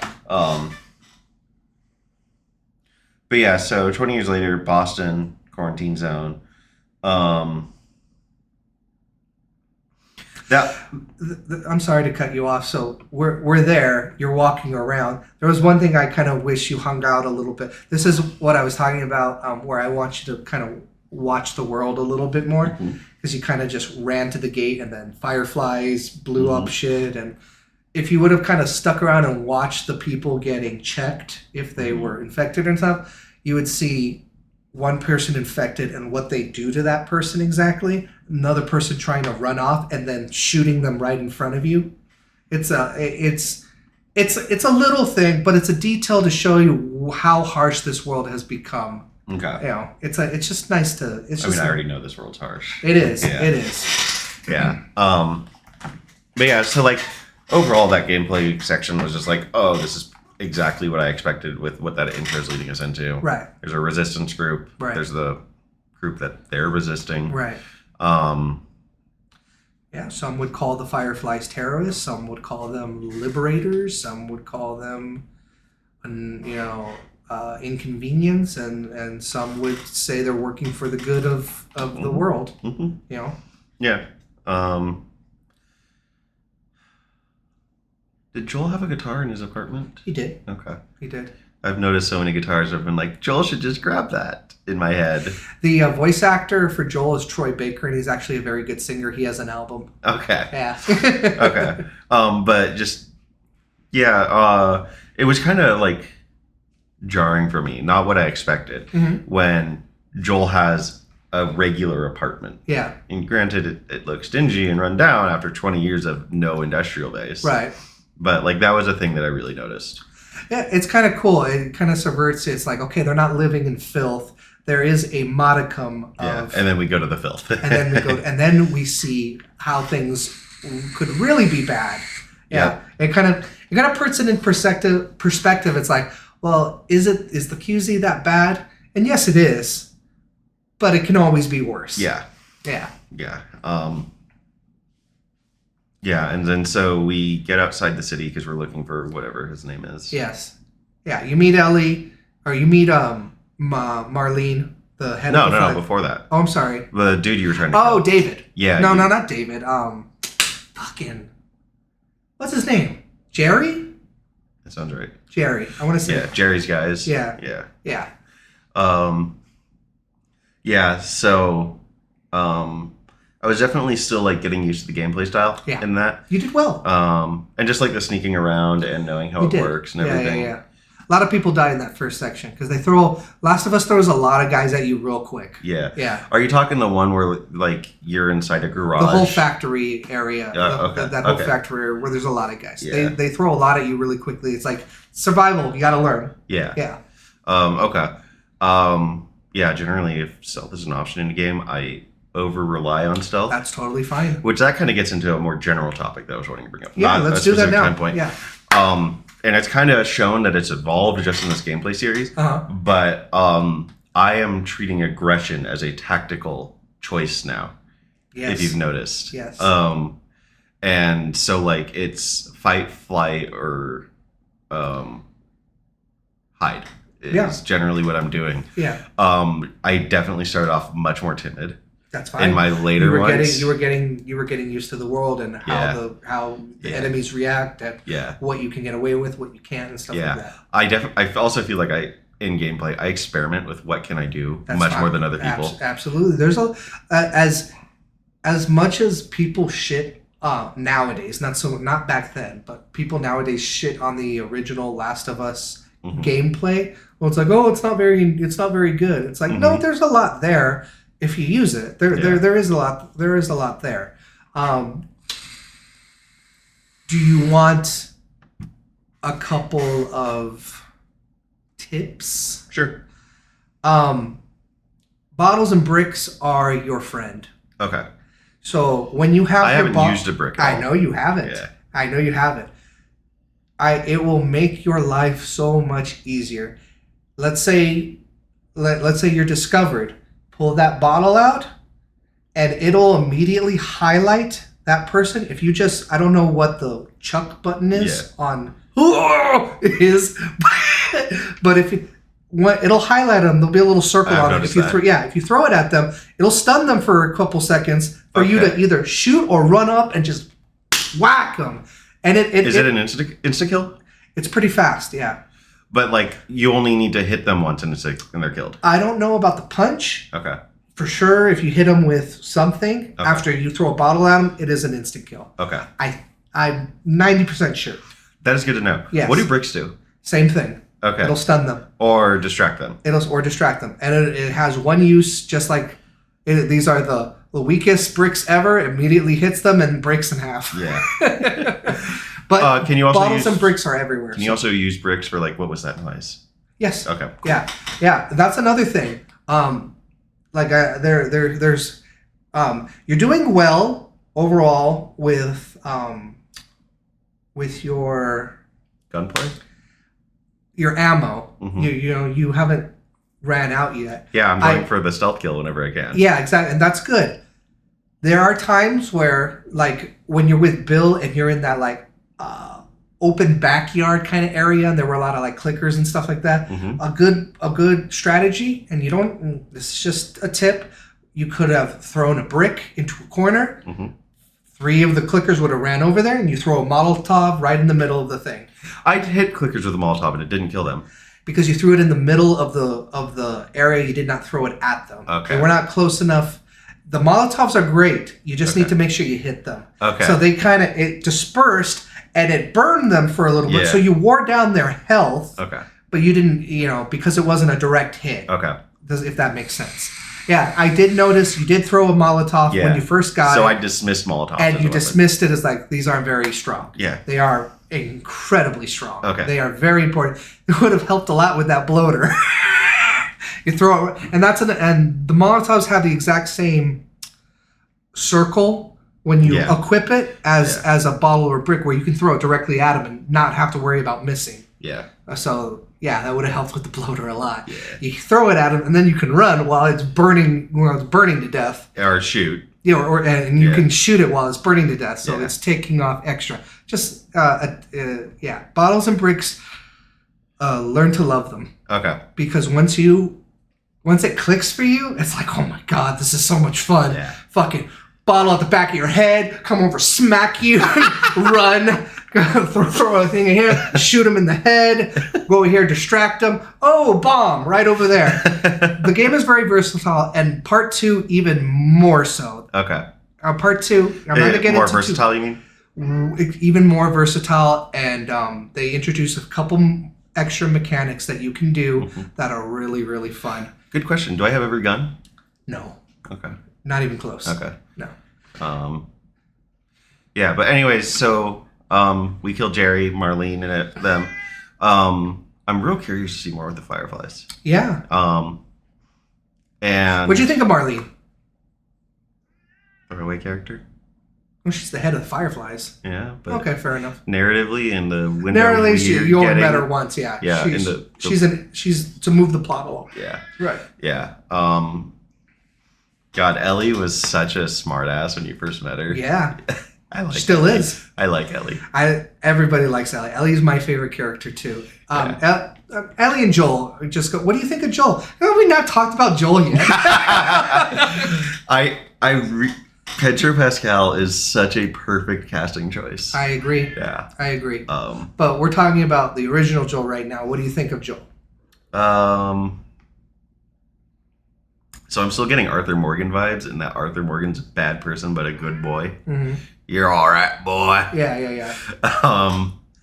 So that, along with, I want to know more about him. Yeah. Is where I'm at. Right on. Yeah. That's good. You know, you're Yeah, you're only about a third into the game. So if the game, if you the main character, you're wanting more, I think that's a very good thing. Along with that, I just feel like Joel and I are generally on the same wavelength of caution and tactical thinking. Which is very relatable for you. Yeah. Yeah, which he very much is. I love. Joel's a survivor. Joel is a survivor, and you'll hear him say it time and time again. You know, I believe that was what he said. That was one of the last things he said to Tess is, "We are survivors." Yeah. You know, we do what needs to be done, and that's always been Joel's mindset. Yeah. Cool. You love Ellie. I adore Ellie. Ellie is precious to me. Mm-hmm. Ellie is without a doubt the heart of the game. Yes. Yeah. You know. I mean, she is. I don't know exactly how yet, but she is the central plot element. How do you feel about? So this might be a little, because you have said this is not how you see things, but like, you play as Joel, you operate as Joel. You strangle Joel, or Ellie is always by your side. You strangle grown men and break their necks in front of Ellie. Mm-hmm. You sometimes hear Ellie react. Does that not faze you, but is that something that kind of goes, oh shit, that's right, I'm with a child? No, but okay. I think still along with what you're saying, it's, oh shit, this child is in this fucked up world. Yeah. Because I'm doing that because it's a fucked up world. It is a fucked up world, and you got to do what you got to do. But I love the little touches of Naughty Dog like that, because it's almost like a, hey gamer, like wake up. Yeah, you're playing a game. Yeah. You are playing a video game, and you're in it. This is just normal things you do, and then you hear that, and it's almost like, oh yeah, what I'm doing is fucked up. Yeah, I love that, and I love Naughty Dog has always been about like, this is a video game. Let's explore human emotion outside of that too. Like let's try and grab the player and like make them like, oh shit, yeah, that's like, I just fucking shot a guy's head off in front of a 14-year-old girl. Yeah. That's really fucked up. Yeah. That's really tough. Damn, she reacted. I feel kind of shitty. Not that I had to do what I had to do, but I feel shitty that she had to see it. No, I'm not feeling shitty about it. That's okay. But I'm feeling this has to happen, and that sucks. Yeah, and that's fair. That's totally fair. But it's just, bravo, Naughty Dog. That's just little touches like that I love about these developers. They really understand game design on that front. Yeah. Yeah. Very much agree. Yeah. One thing that I think I'd like to see more too about Ellie, and this is not a deficiency on Naughty Dog's part. Okay. Ellie is a generation that comes from this apocalypse. Mm-hmm. What are they like? What's that generation like? Mm-hmm. There's 20-year-olds now in the universe. You'll get more. Yeah. Okay. You'll get more. Yeah, because like a lot of the adults were saying they were at least born before it, and they knew a world before. That's the thing. That you are absolutely correct. Ellie was born after Outbreak. So this is the only world that she knows. Yeah. And not only that, not even that, because she's only been in the QZ. She's now, like, when she comes outside, when you guys exit Boston, first thing she says, she goes is, I'm finally outside, as you guys are running from the QZ. But she's such a kid, and this is such an amazing moment for her that she takes it in. Mm-hmm. It's stuff like that. Like, Last of Us is a dark game, obviously. It's a dark game. There's a lot of shitty things that are happening. But it's moments like that with Ellie that you can see that there's warmth in this world too. And a lot of it comes from Ellie. Yeah, I kind of wonder how the story would have played out if Ellie was not the last one scanned. Yeah. Because then, like, it would have shown a negative result, and she wouldn't have had to reveal that she's infected. What do you mean? So let's say Joel was the last one to be scanned. Yeah. By the guys. Yeah. When they scanned him, it would have shown a clean result. Right. So once they're killed and everything, and Tess goes and looks at the scanner, with Ellie it says positive. Well, I think Ellie was going to react no matter what turn she was in. Fair enough. Yeah, whether she was first, second, or third. And I'm treating it like it's not a totally scripted thing. Right. Like, yeah. Like, Right, but like I'm saying, Ellie was like, "Oh fuck, they're gonna find out. They're gonna shoot me. I Yeah. need to do something." It doesn't matter where she was first or third or Yeah. last, because she would have reacted. She would have stabbed the guy. What would have happened is just the other two wouldn't have gotten scanned. That's Yeah. more than likely what would Yeah. happen. But I could see your thought process. But yeah, going up the slanted building and everything like even that. before that, Yeah, this is me being That's fine. picking nits. Would the world outside the QZ be as degraded as it is after only 20 years? Geology works slow. No, actually, it does not. I love my PlayStation podcasters. Way back when they actually interviewed a guy who worked for keeping cities running and stuff like that, and he basically was like, we are constantly having to keep nature from fucking the city up, from destroying the city up. That it would move it would move a lot faster than when there's nobody there to attend to all these things. It actually moves a lot faster than you would expect. So, okay, I can see that with buildings and stuff, but the giant trenches? Those were from the bombs. Okay. Yeah, remember they talk about that the military nuked that city to try and bring the spread bring the spread down. Yeah. Not nuke, but they bombed it. Yeah. Okay. Yeah. Nits have been picked. And they have been thwarted. Yeah, climbing up the city though, or not the city, the slanted building. Yeah. That was when I saw the clicker the first time, right? Yes. God, that is such a terrifying design. Isn't it? That's insane. That's disgusting. I love it. Yes. Yeah. Oh, call back, baby. Yeah. Kingdom Hearts is canon. Hyrule Warriors is the best I game. don't remember any of that. That must have been. Don't bring it. Oh no, I restarted my computer. I'm glad we saw that. You restarted? Yeah, remember? Oh, that's For right. the audio stuff? Oh, right.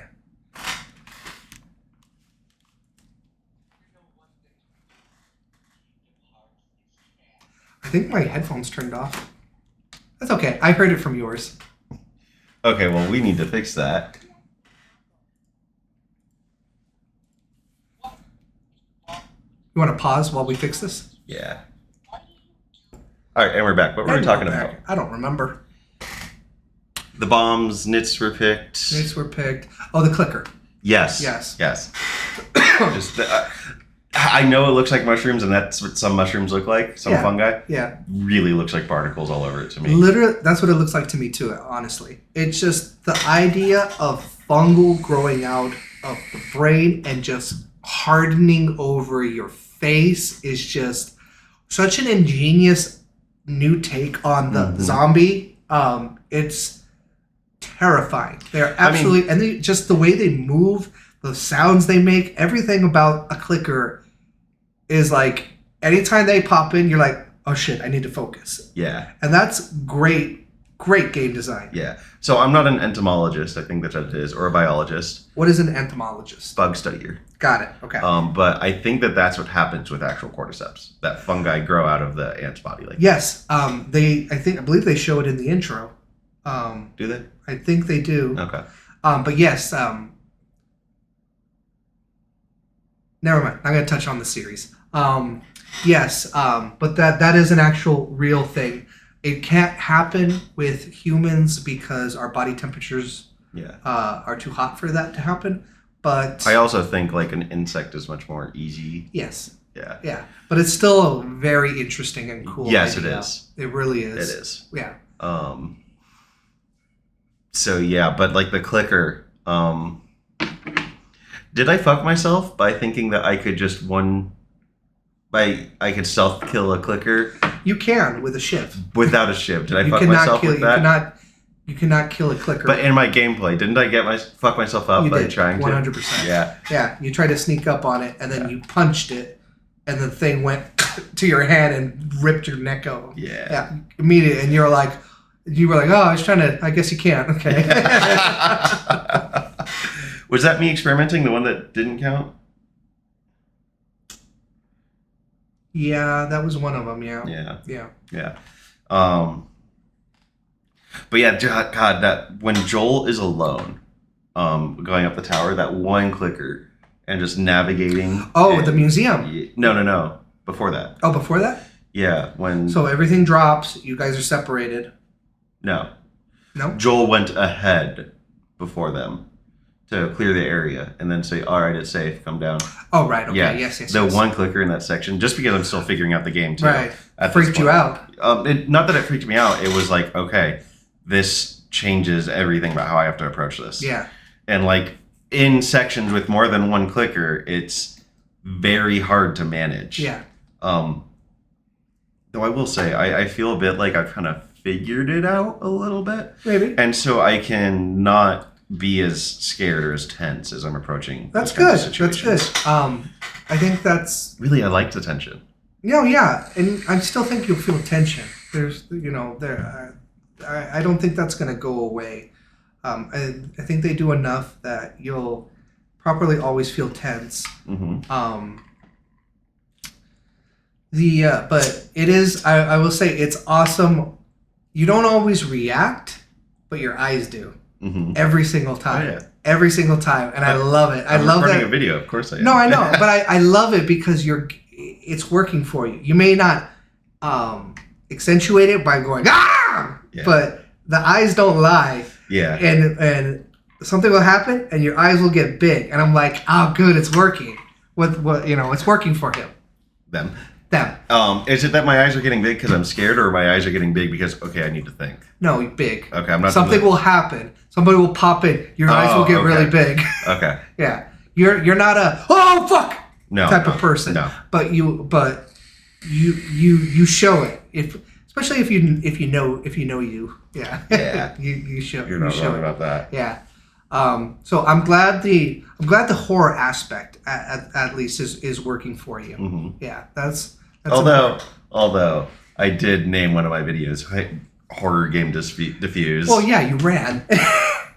I don't think that's horror diffuse if you run. I wasn't horrified though. You were terrified. No. Yeah, that was the basement. Yeah, that's what I'm talking about. You went, oh fuck, and then ran. No, it was, oh fuck, here's not the place to be, is what I was getting at. It seemed more like, oh fuck, nope, I don't want any part of that. I mean, and then yeah, you ran. That's saying not the place to be. I think that's absolutely tension because you're running from okay, yeah, tension, I'll grant you. Yeah. I wasn't scared. No, I'm not saying scared. And I don't think Last of Us is we've been using the term horror. Mm-hmm. I use horror loosely. Okay. I don't classify Last of Us as necessarily a horror game. I think of it more as an action survival game with horror elements. A thriller to it. game. Huh? Thriller. Yeah, it's more of a thriller to me. Okay.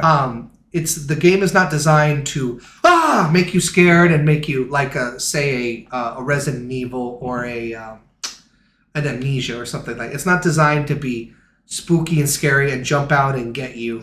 Is the point of this game that the real monsters were humans the whole time?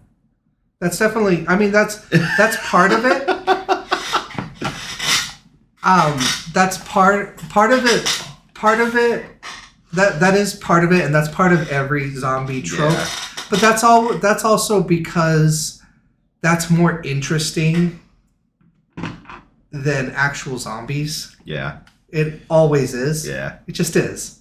So I won't say that the game is very specifically named The Last of Us, and it's about the people. It's about the people. Whether you take that as humans are bad, or humans are good, or humans are survival, or humans are whatever. You take it how you'll take it when the game is over. But the game is called The Last of Us, the last of the remaining people on this planet. Yeah. Yeah. Okay. Yeah. But yeah, so then going through the building and the museum. Yeah. Though I don't think there's anything else notable in the building. That might have been my first Firefly dog tag. Maybe. I don't I'm not 100% sure. You don't have a lot. You've missed a bunch. But that's fine. Don't go back. I can't go Oh, back. you can't go back. Yeah, you'd have to I'm start. You'd have to restarting the game. No! I will say, as thorough as you are with your picking stuff up, you missed an entire room that had a bunch of goodies. Did I? Yeah, it's when, and it was pretty recently too. It's right before you go into the. Well, it's the second time when you get the raft for Ellie. Mhm. Like you swim over to the raft, and then you see the tank thing on the bridge. You went to the bar area. On the other side, there's a door that you can kind of prop open, and it leads. Oh, to did I kind of like? It's the corner, and I kind of looked. I was yeah, like, oh, you kind of yeah. If Okay. you would have went a little closer, Okay. you would have said like, "Oh, that's a place I can go into." I'm gonna be more thorough now. No, don't be more thorough. But I wasn't thorough enough. I will say the first time that I ever found that place was Last of Us Part 1. That I've missed it every single time I played. So I'm gonna be more thorough. No, I'm saying that there's nothing else that you're going to really miss. Everything else is pretty. Okay. It's that specific one, and I was curious because you're more thorough than me. Mm-hmm. If you would find it, you didn't find it either. So Yeah. that tells me it's like okay, I'm went- not that bad. I'm not that bad. It's just it's very. I went through that hidden. lobby like 3 times, I think. Yeah. Going around. Yeah, it's another door on the other side Yeah. when you go outside. Yeah. That's okay though.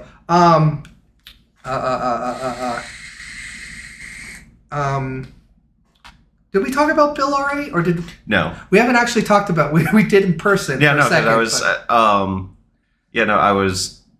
What do you think with of a Tesla? museum and I'm sorry. Yeah, let's go to museum. Yeah. yeah. Those 2 clickers around the carriage Yeah. or whatever it is. Oh, there's something I wanted to touch on. Most areas, not all areas, most areas where you typically walk into and there is people or things. Mm-hmm. That's why I argue that the gameplay of Naughty Dog is more diverse than people think. You don't necessarily have to fight anybody. Oh, There is a way for you to, if you can get through it, you can get in without having to take anything out. And I've kind of considered this already and You- thought it would be the case. Okay. I want to collect things. that's fine. And that's fine too. And I do the same thing also. But you actually made it through the hotel? The place where Tess died. Oh, no, the Capitol building. the Capitol building. You made it out of there, and you were about to go down the stairs, and you weren't really sure where to go, Mm-hmm. and you got spotted and then killed, and then Yeah. you ended up just killing everybody and going Yeah. down the basement, going down to the subway area. But I was impressed. It's like he made it through. He didn't kill anybody. He made it Yeah. through, and I was hoping it's like if he would have just continued, you would have seen. Yeah. I thought that would have been that's really cool, and that would have been kind of taught you. That like, was hey, like- I can get through some of this. No, I'm wrong. I can get through some of this without having to actually murder anything, which is totally part of the game too. Yeah.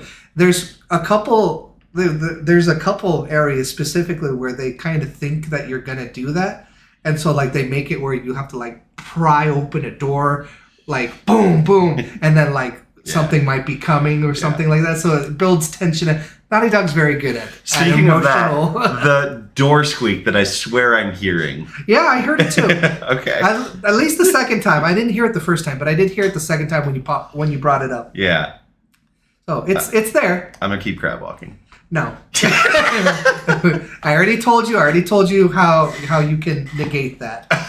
Look for your partner. I know. Okay. God damn it. I feel like you're gonna fuck with me then. Wait, no, I'm here for the next round. So it'll be better to fuck with you. No, don't fuck with me. Please. Y'all are gonna witness a murder. He's gonna be and crab walk. Oh, I'll shoot you fucking crab. You're gonna crab walk up behind me. Crab walk on your face.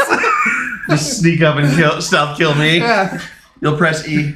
It's like Last of Us. Exactly. It's like Last of Us in real life.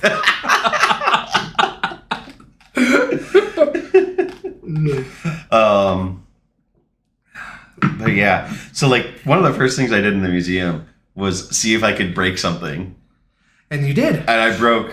Oh, that was another one you missed that bummed me out. finish your thing, and then I'll Oh, that I broke this museum piece bust. and because you didn't know it was a museum, and you were like, "Oh shit, I just totally broke that. Yeah. It's been there forever, and I just fucked it up." There's a vase, a prominent vase when you walk in, Oh. and it's such a kid thing that Ellie's drawn to it and then breaks it. Oh. But you were too busy. You went in and you're like, stuff. So you missed it. And I love that touch of like, it's just such a little, like, nothing that you've missed are huge things, but it's little things that build up to the overall experience. And I think it's what makes Naughty Dog so special when it comes to narrative, at the very least. Stuff like that. Like, it's just little bits that build that character. It's like, you see this vase, you walk, you see kind of Ellie look over it, kind of touch it, falls over, and she's like, I'm sorry. And you're like, that's such a fucking kid thing to do. Yeah. And it's like, shiny. Oh, shit. Yeah. And I love that. And it further, like, establishes, like, this is a world where people have to grow up quick, but she's still a kid. Yeah. At the end of the day, she's still a fucking kid. Yeah. She doesn't know what she's, she is way over her head. Yeah. But yeah, you swung I think it was a wood or a block of wood right at that head and smashed it, which I thought was cool that Naughty Dog made it just because they saw that. They're like, I bet people will try and break this. Let's make it so that they can break it. You don't have your PS4 or your PS3 anymore, do you? I have my PS4. You should go back and see if that can happen. I will. Is there a chapter select once you beat the game? I don't know about the PS4 version. I know there is for the PS5 version. Okay. But it's been a long time since I played those. Just to see if that could happen. I'll check. Yeah. I'll check. Yeah, because that's not too far to get to. Even then, I can always just throw it on story and just bum rush my way through.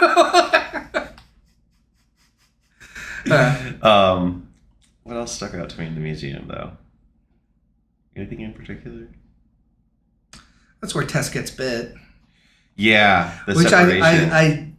Did you figure it out beforehand, or did you figure out right when it was happening? Right when you were supposed to figure it out, or?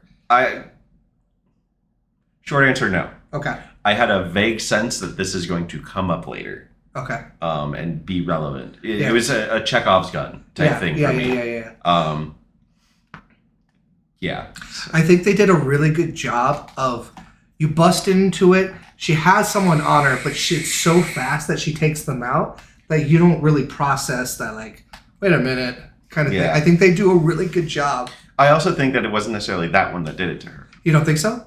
Was it specifically confirmed? Did you see that one bite her? You don't see her bite her. It's just right there, so you assume. It was an off-screen thing. Yes. Potentially. Yeah. And whichever one did it specifically is not important. Yeah.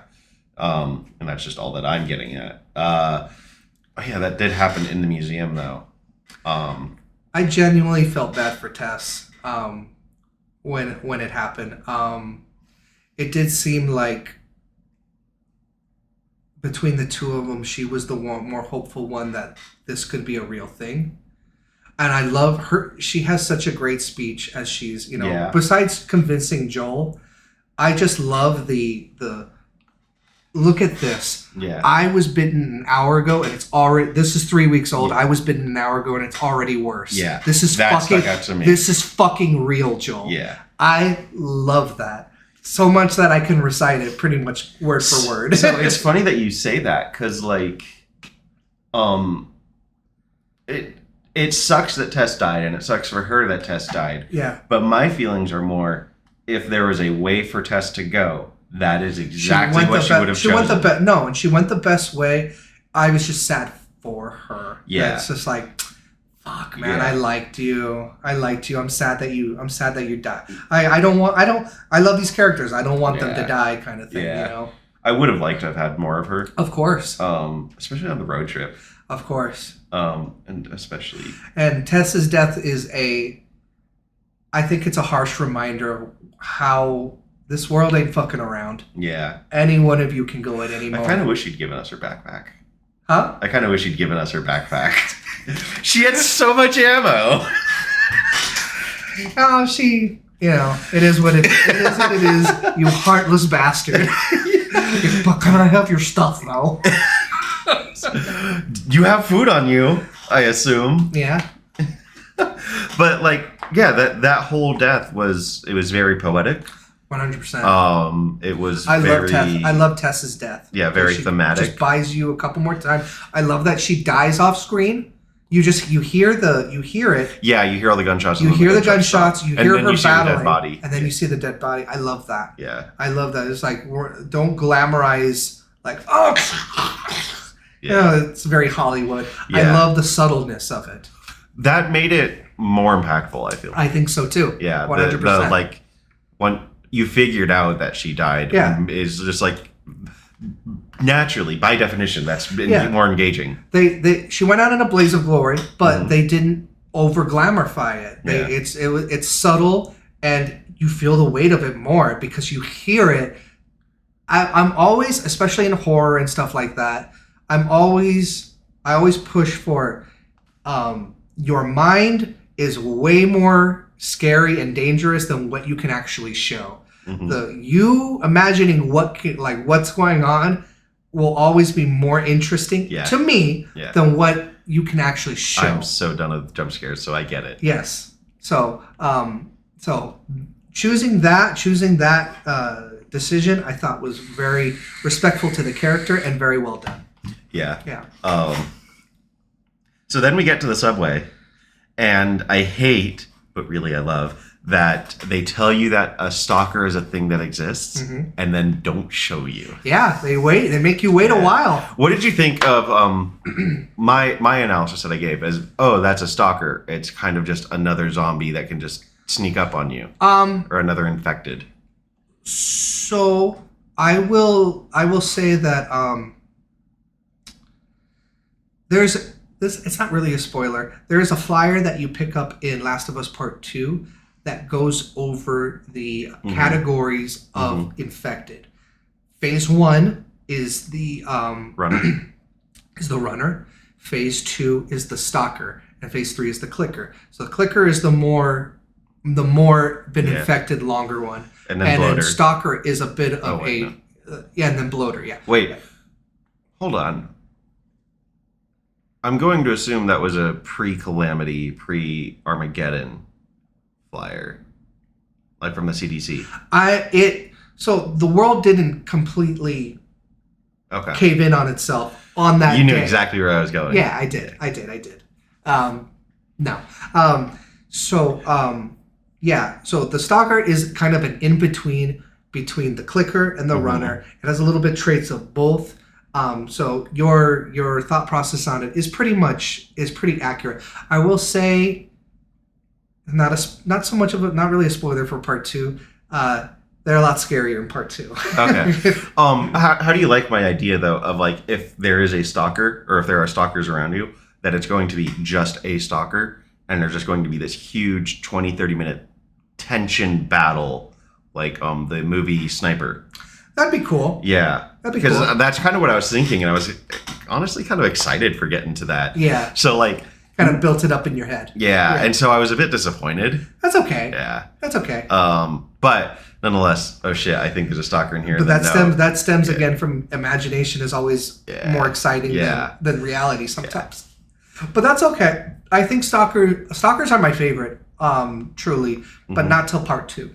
Okay. Yeah. Yeah, like the ooh, that's a great example for what I was thinking. In Horizon Zero Dawn, Yeah. the cloaking cat robots. Yes. That's what I was expecting. Yeah. No, they're definitely not like that. They're more Yeah. peekaboo. Yeah. I love that your listening mode though doesn't work on them. Not really. Oh, I didn't know that. Yeah, your listening mode will not work on them Okay. because they're hiding. They're Yeah. stalking you. Yeah. They're not making noise. They're not making noise. And they know where you are at all times. I figured as much. They do. They know where you are at all times. Because I said that during the And gameplay, you right? just basically have to be hyper aware and looking. There, you didn't see it. I'm kind of bummed that they didn't. Maybe later in part 1, or I guess in part 2. and this is just a game mechanic that they do. This isn't spoilery or anything like that.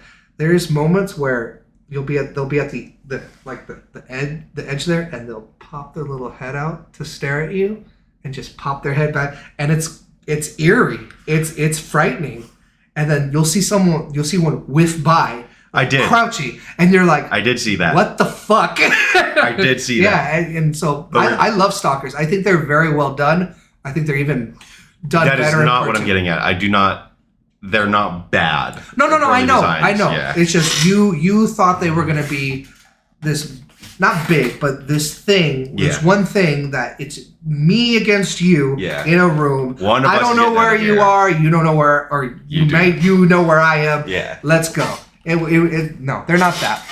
Yeah. No, I think they are in between runners and clickers. Clickers are the obviously, besides bloaters are the big bad. Yeah. But you don't. I imagine that they're don't see probably them too going much. to be used as we want a boss fight here type thing. Yeah, sure. But yeah, so the subway. I'm sorry, but like if you look at it separate and out of context, Joel swimming to go get a little raft thing for his fake daughter is just kind of silly and funny. Yeah, and I think they felt they in part one at least they felt they needed to switch up some of the traversal. And, definitely. Water was very. There was always a lot of water levels in the PS3 generation. A lot of they would have a lot. So I felt that's kind of why they went with that. Yeah. Luckily, they kind of learned their lesson in later games. Okay. And I'm not just talking about part 2. I'm talking about Naughty Dog in general. Yeah. Because Uncharted suffered for that too. They had a jet ski. Yeah, I remember thing, that. and that shit sucked balls. So they learned their lesson. Yeah, and then going through the subway. Thankfully, you don't have that many. I think there's.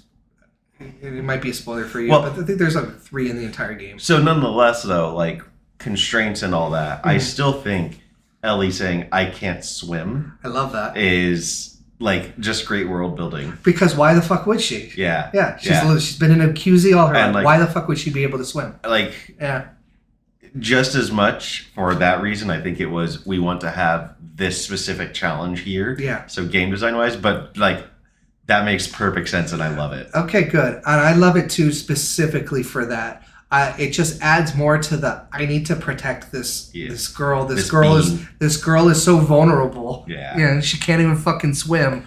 Yeah. So I love that aspect of it. Yeah.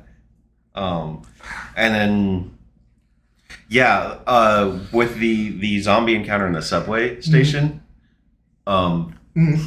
just kept being more clickers. Zombie in the subway. Oh yeah. Which I don't think I had a shiv for the one door. What was behind that?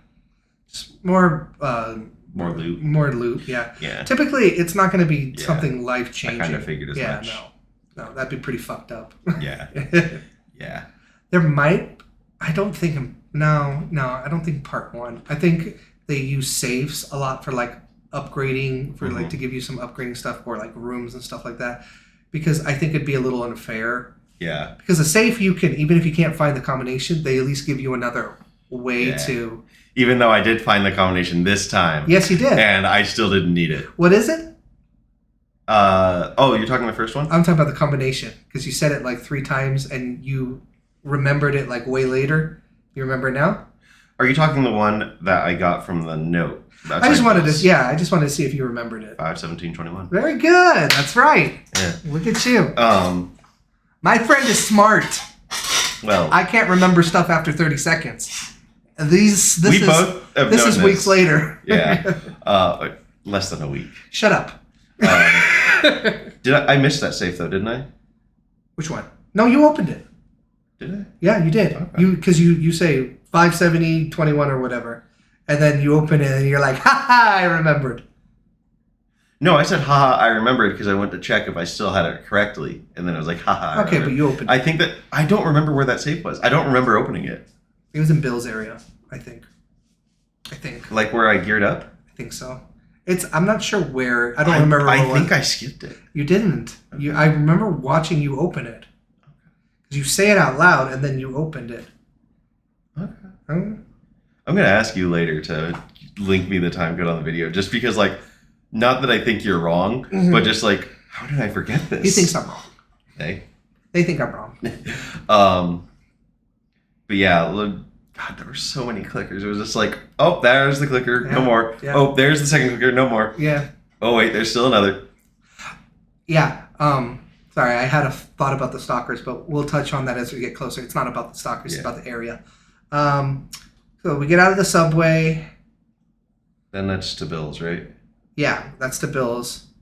You know, That was such a fun town. what do you think of the cutscene in between here? It's just like he's just kind of barking orders at us, like you do what I fucking say when I say it at any time.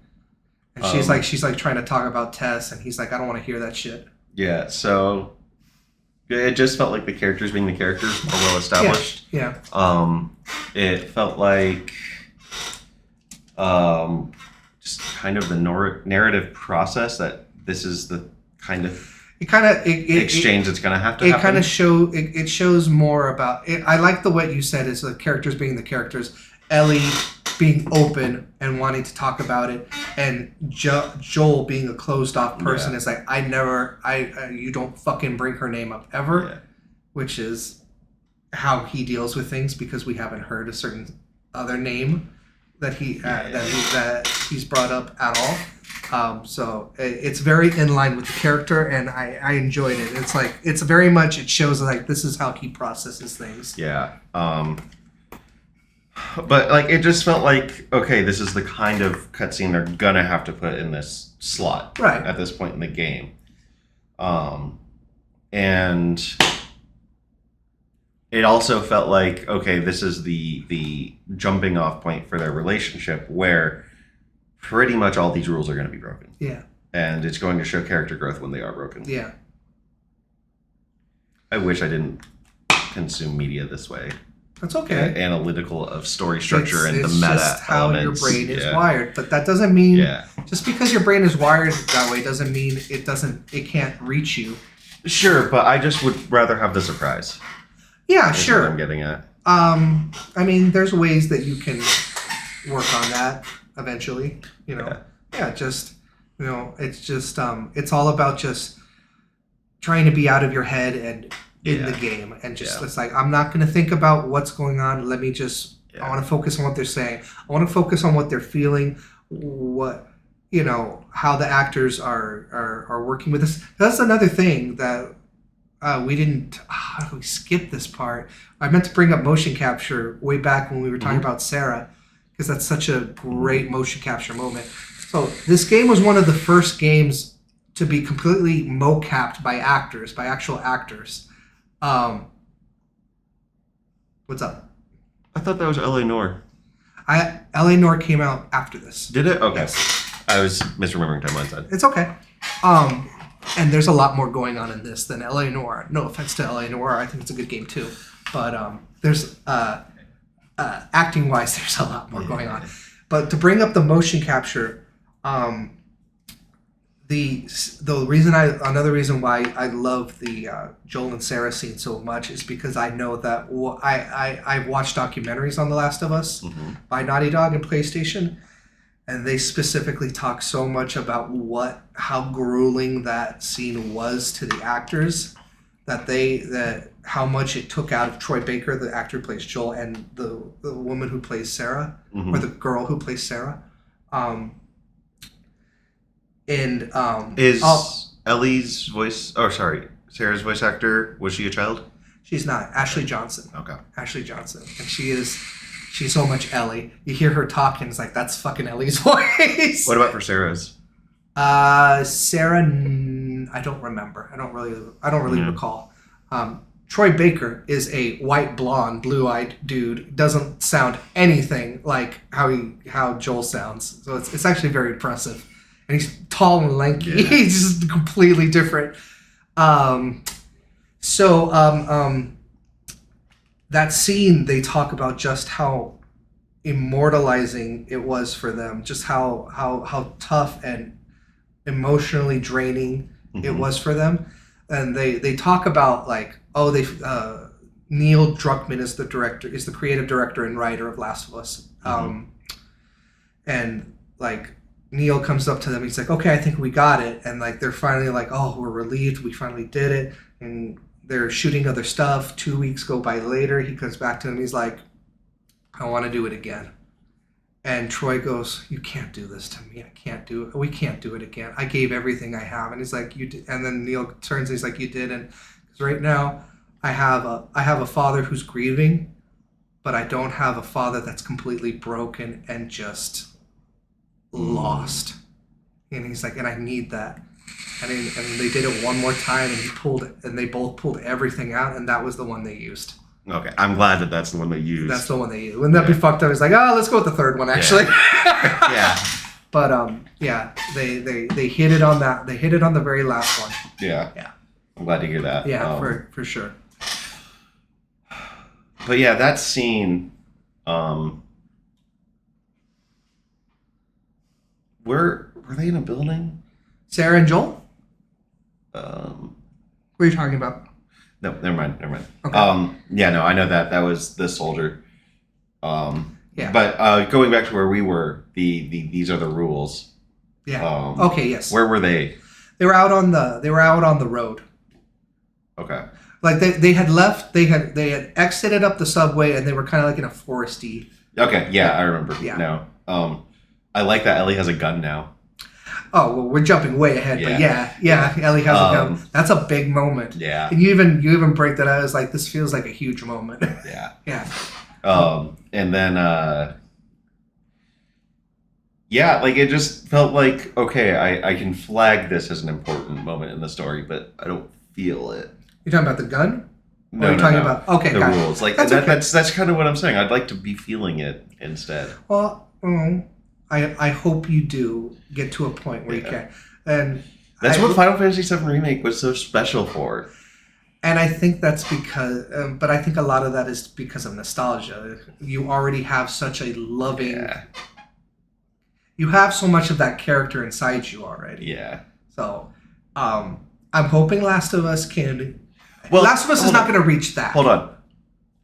Jesse's death still got to me. Well, yeah. And I'm not going to call that nostalgia because I'm not nostalgic for 97 Jesse. Okay. I guess so. Okay, yeah. that's a fair point.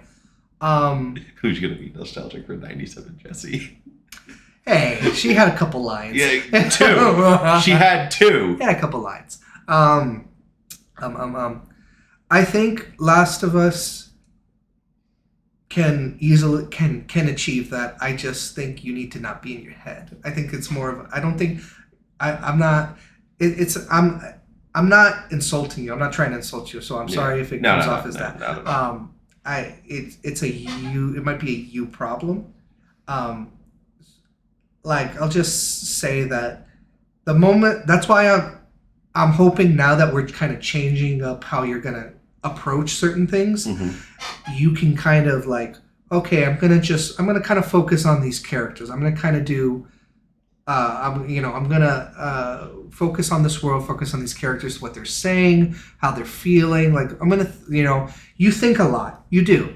Mm-hmm. You sure do. So think about what they're feeling. Like instead of like thinking about the technical side of everything that's unfolding, why don't you think more about the emotional side of everything that's going on? And maybe that might help you get more drawn into what there is going on with the characters. Yeah, that's fair enough. Okay.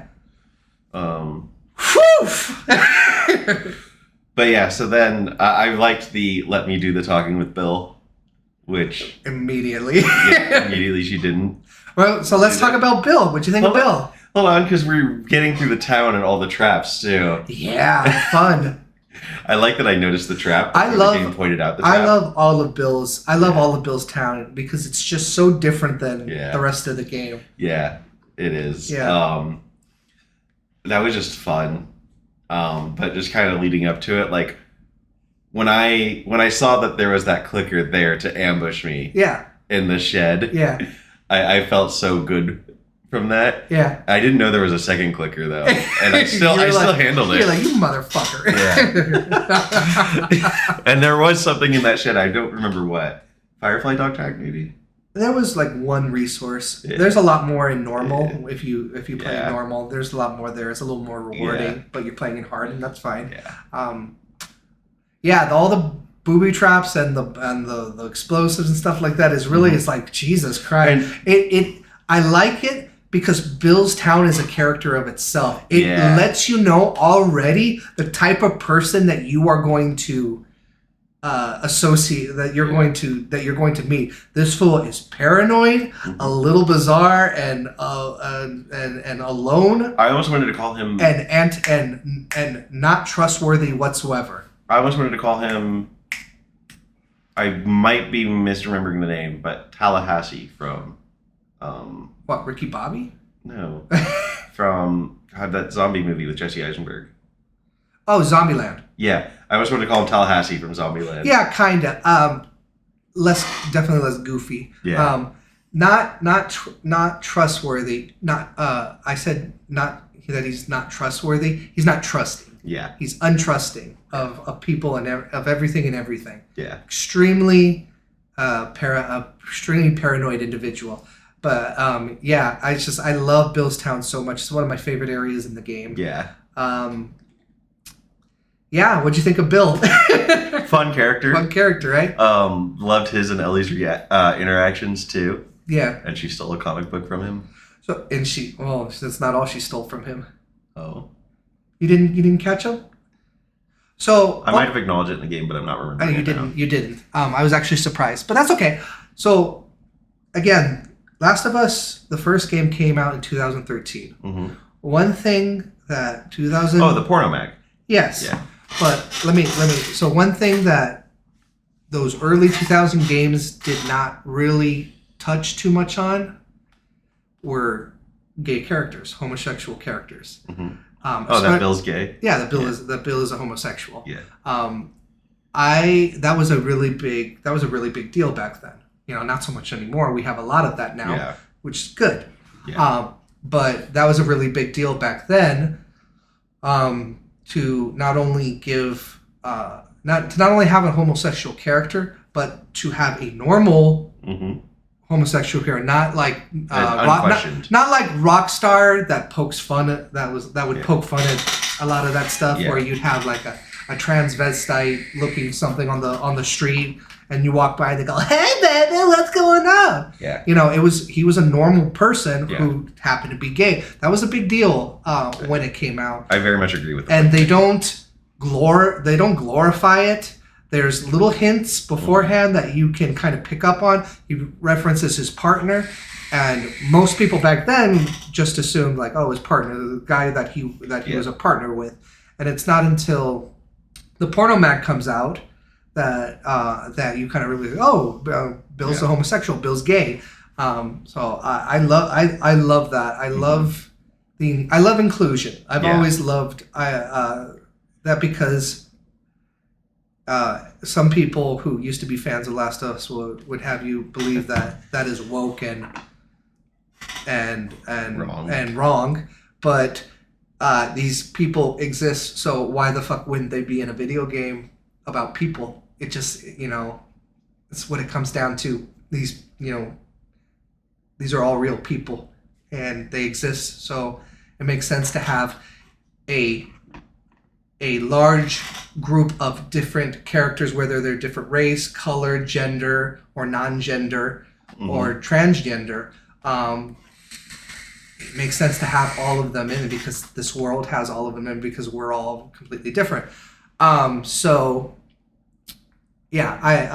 thought that was really cool. Mm-hmm. Way back when I played in 2013. Yeah. Still love it now. Yeah. Yeah. Same. Bravo, Naughty Dog. Same. Yeah. And Bravo also showing that Ellie is exploring sexuality. Yes. She's 12, so not 14.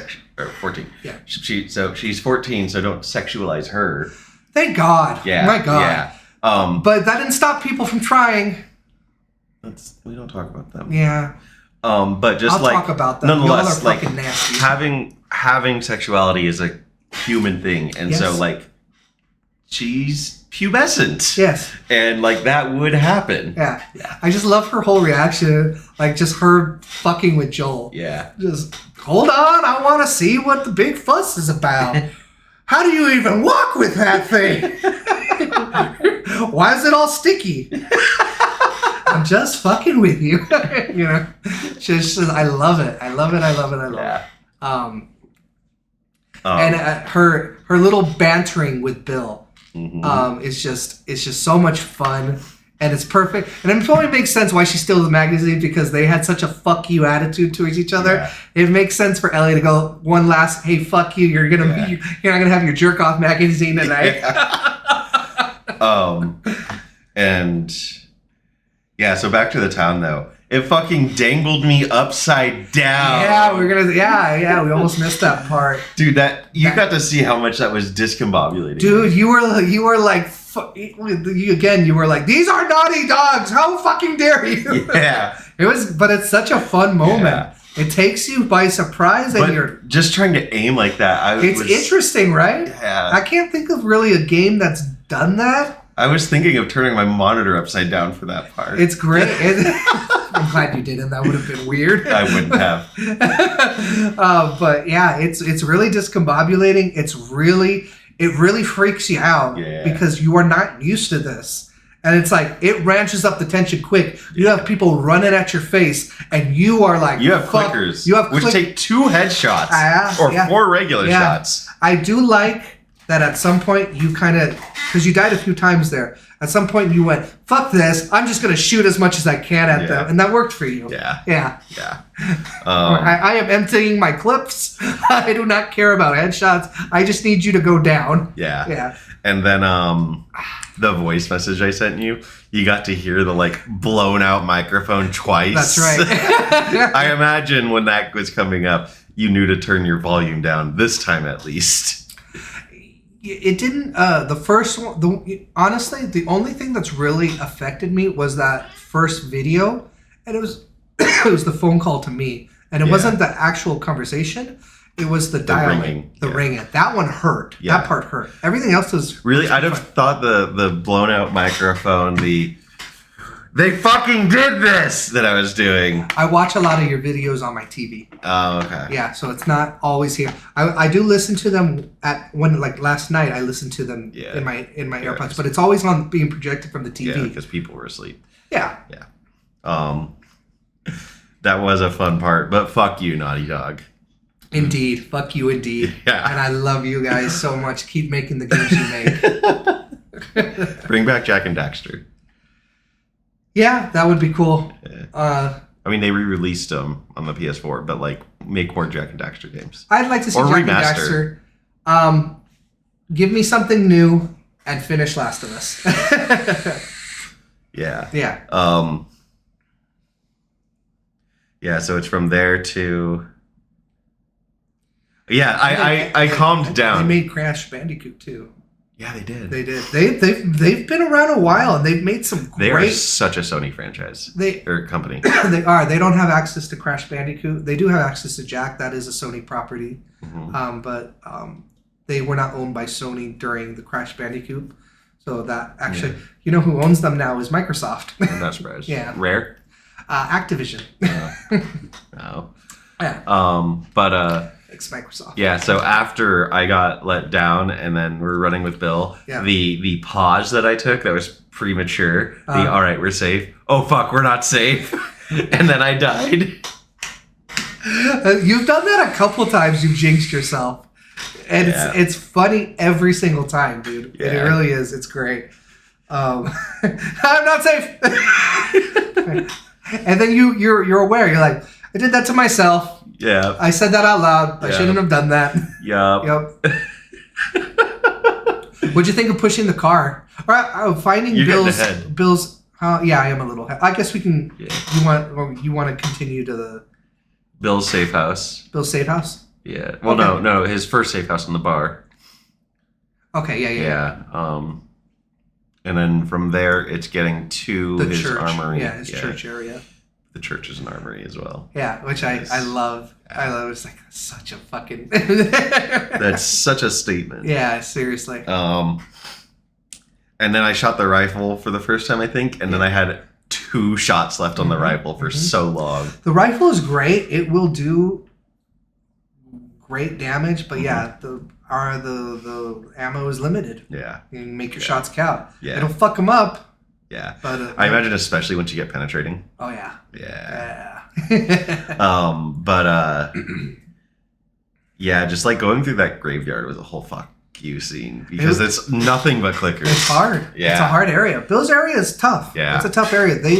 I would say that is one of the most infected areas in the game for sure. Okay. Yeah. And then honestly, so if I was thinking about it, like what are they gonna do here, blah blah blah blah blah. Yeah. Rather than just playing the game, I think I would have figured out the battery is not in the truck. But we got to the school and like that was just such a great tension scene with there's this horde coming. And I think that I died a few times having not yet figured out run to the window. Yes, you did. You 100% did. You were supposed to just buy a little bit of time and then listen, and then Bill will be like, "Joel, get your ass in here." Yeah. But you were still like, Yeah. you were of the mind, I have to kill everybody trying to get through the But game. I imagine it would just keep spawning them, or you would run out of ammo. That's exactly what would happen. Yeah. Although before then, right before that, I'm going to be sneaking around. Oh fuck! I've alerted all of them. I'm going to run around and kill everything now. Yeah. That I think was the turning point on me realizing You figured it aggression out. is a strategy. So, I like to think, people say that Last of Us is a stealth game, and I disagree. I think it's a strategy game. Yes, but what I was gonna say at Last of Us is I'm gonna be stealth and sneaky. Oh shit, they saw me. Oh fuck, everybody. Oh fuck, just shoot. Oh run. I mean, It's a I try and be stealthy and then shit gets fucked up and then I need to do the best I can. so normally yes, but my shooting gallery. Yeah. I started off stealthy, but even then, my intention the whole time was I'm going to be up here and I'm going to be loud and shooty. Yeah, that's fine. And then I was You got seen before you were about to start shooting, but yeah. But then my tactical, I'm just going to be up here, and then they're all going to funnel through here, and I can just pop them off one by one. Yeah. That was a cheese. I will admit that It was didn't cheesy. really happen that way though. Yeah, it did. Well, they were going through that way, but you were getting shot a few times from other areas. Yeah. Yeah. So it was a cheese, and you got like about 3 or 4 guys through there, but you survived by a sliver of your health. Yeah. You got through it on the first try, and that was good. But the game corrected. Yeah, I think Ellie helped too. Ellie helped a lot. Yeah. I was surprised, like, damn, Ellie, fuck. Yeah. Yeah, she did good. You didn't know that she shoots that much? No, I know she shoots that much. I guess because this is the different point of view of gamer and watcher. Gamer, you're invested in what's going on with your character so much, like you're focusing on, okay, where's that guy coming? Okay, I'm shooting this guy. Okay, there's a guy. Oh, okay, Ellie sounds like she took out someone. Where I'm just watching the screen, and so I'm not just like I'm not focusing on I'm about to die. I'm watching what's going on screen. Yeah. So I was able to focus more on Ellie. Yeah. Whereas when I play the game, I'm focused on getting Joel through it. And to be fair, I'm not usually up there. I'm usually in the shit. Yeah. Which is fine too. Either way is fine. But yeah, like there's plethora of ways to play the game, and and that's what I like. Yeah, I mean, I think stealth is a core mechanic of the sure. game, but I don't think of it as a stealth game. Yeah. I'm very excited for you to play part 2. Yeah. Yeah. But yeah, back to the school, just running through the hallways and all that setup. That was really good level design and game design and everything. And like one thing I don't think I praised, music and sound effects. Very really well good done. in this game. Very good. Which hundreds of millions of dollars, of course. Yes. Or it better. And that fucking bloater. Like, really what I wanted to do was go out the window, but no, I have to fight this bloater. I was trying to do what you were praising me for. Yeah. Yeah. Because we could have just got up there. I think Bill was already up there. Okay, you're talking about the clicker or the runners after the bloater? No. Bill had already climbed up the... No. Oh. No, so you have to kill the bloater. There's no way... Ellie was already up there, wasn't she? No. Okay. You're all down there still. You all have to take the bloater out. Then what happens is Ellie and Bill climb the thing, and you're about to climb, and then Bill goes, "Watch out!" And then a couple runners come running out. So I think this was a glitch on your game. They're supposed to immediately see you and come after you. You kind of ran off to the side, and they weren't really sure where you are. They did see you, or maybe you just reacted really fast. Maybe it's not a glitch. Maybe you just reacted really fast. This is a not perfect port. No, I know. Yeah, there's problems. It makes me sad.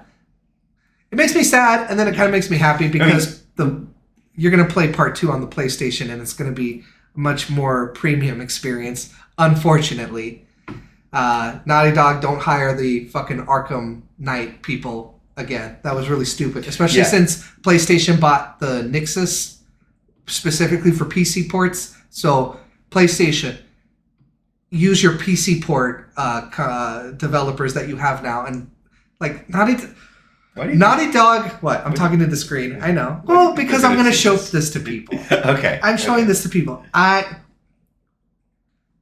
No, hold on a second. What's your fucking problem? What is your fucking problem? I think you up. Yeah. Yeah. I didn't ask to be here. patient? I didn't fucking ask to.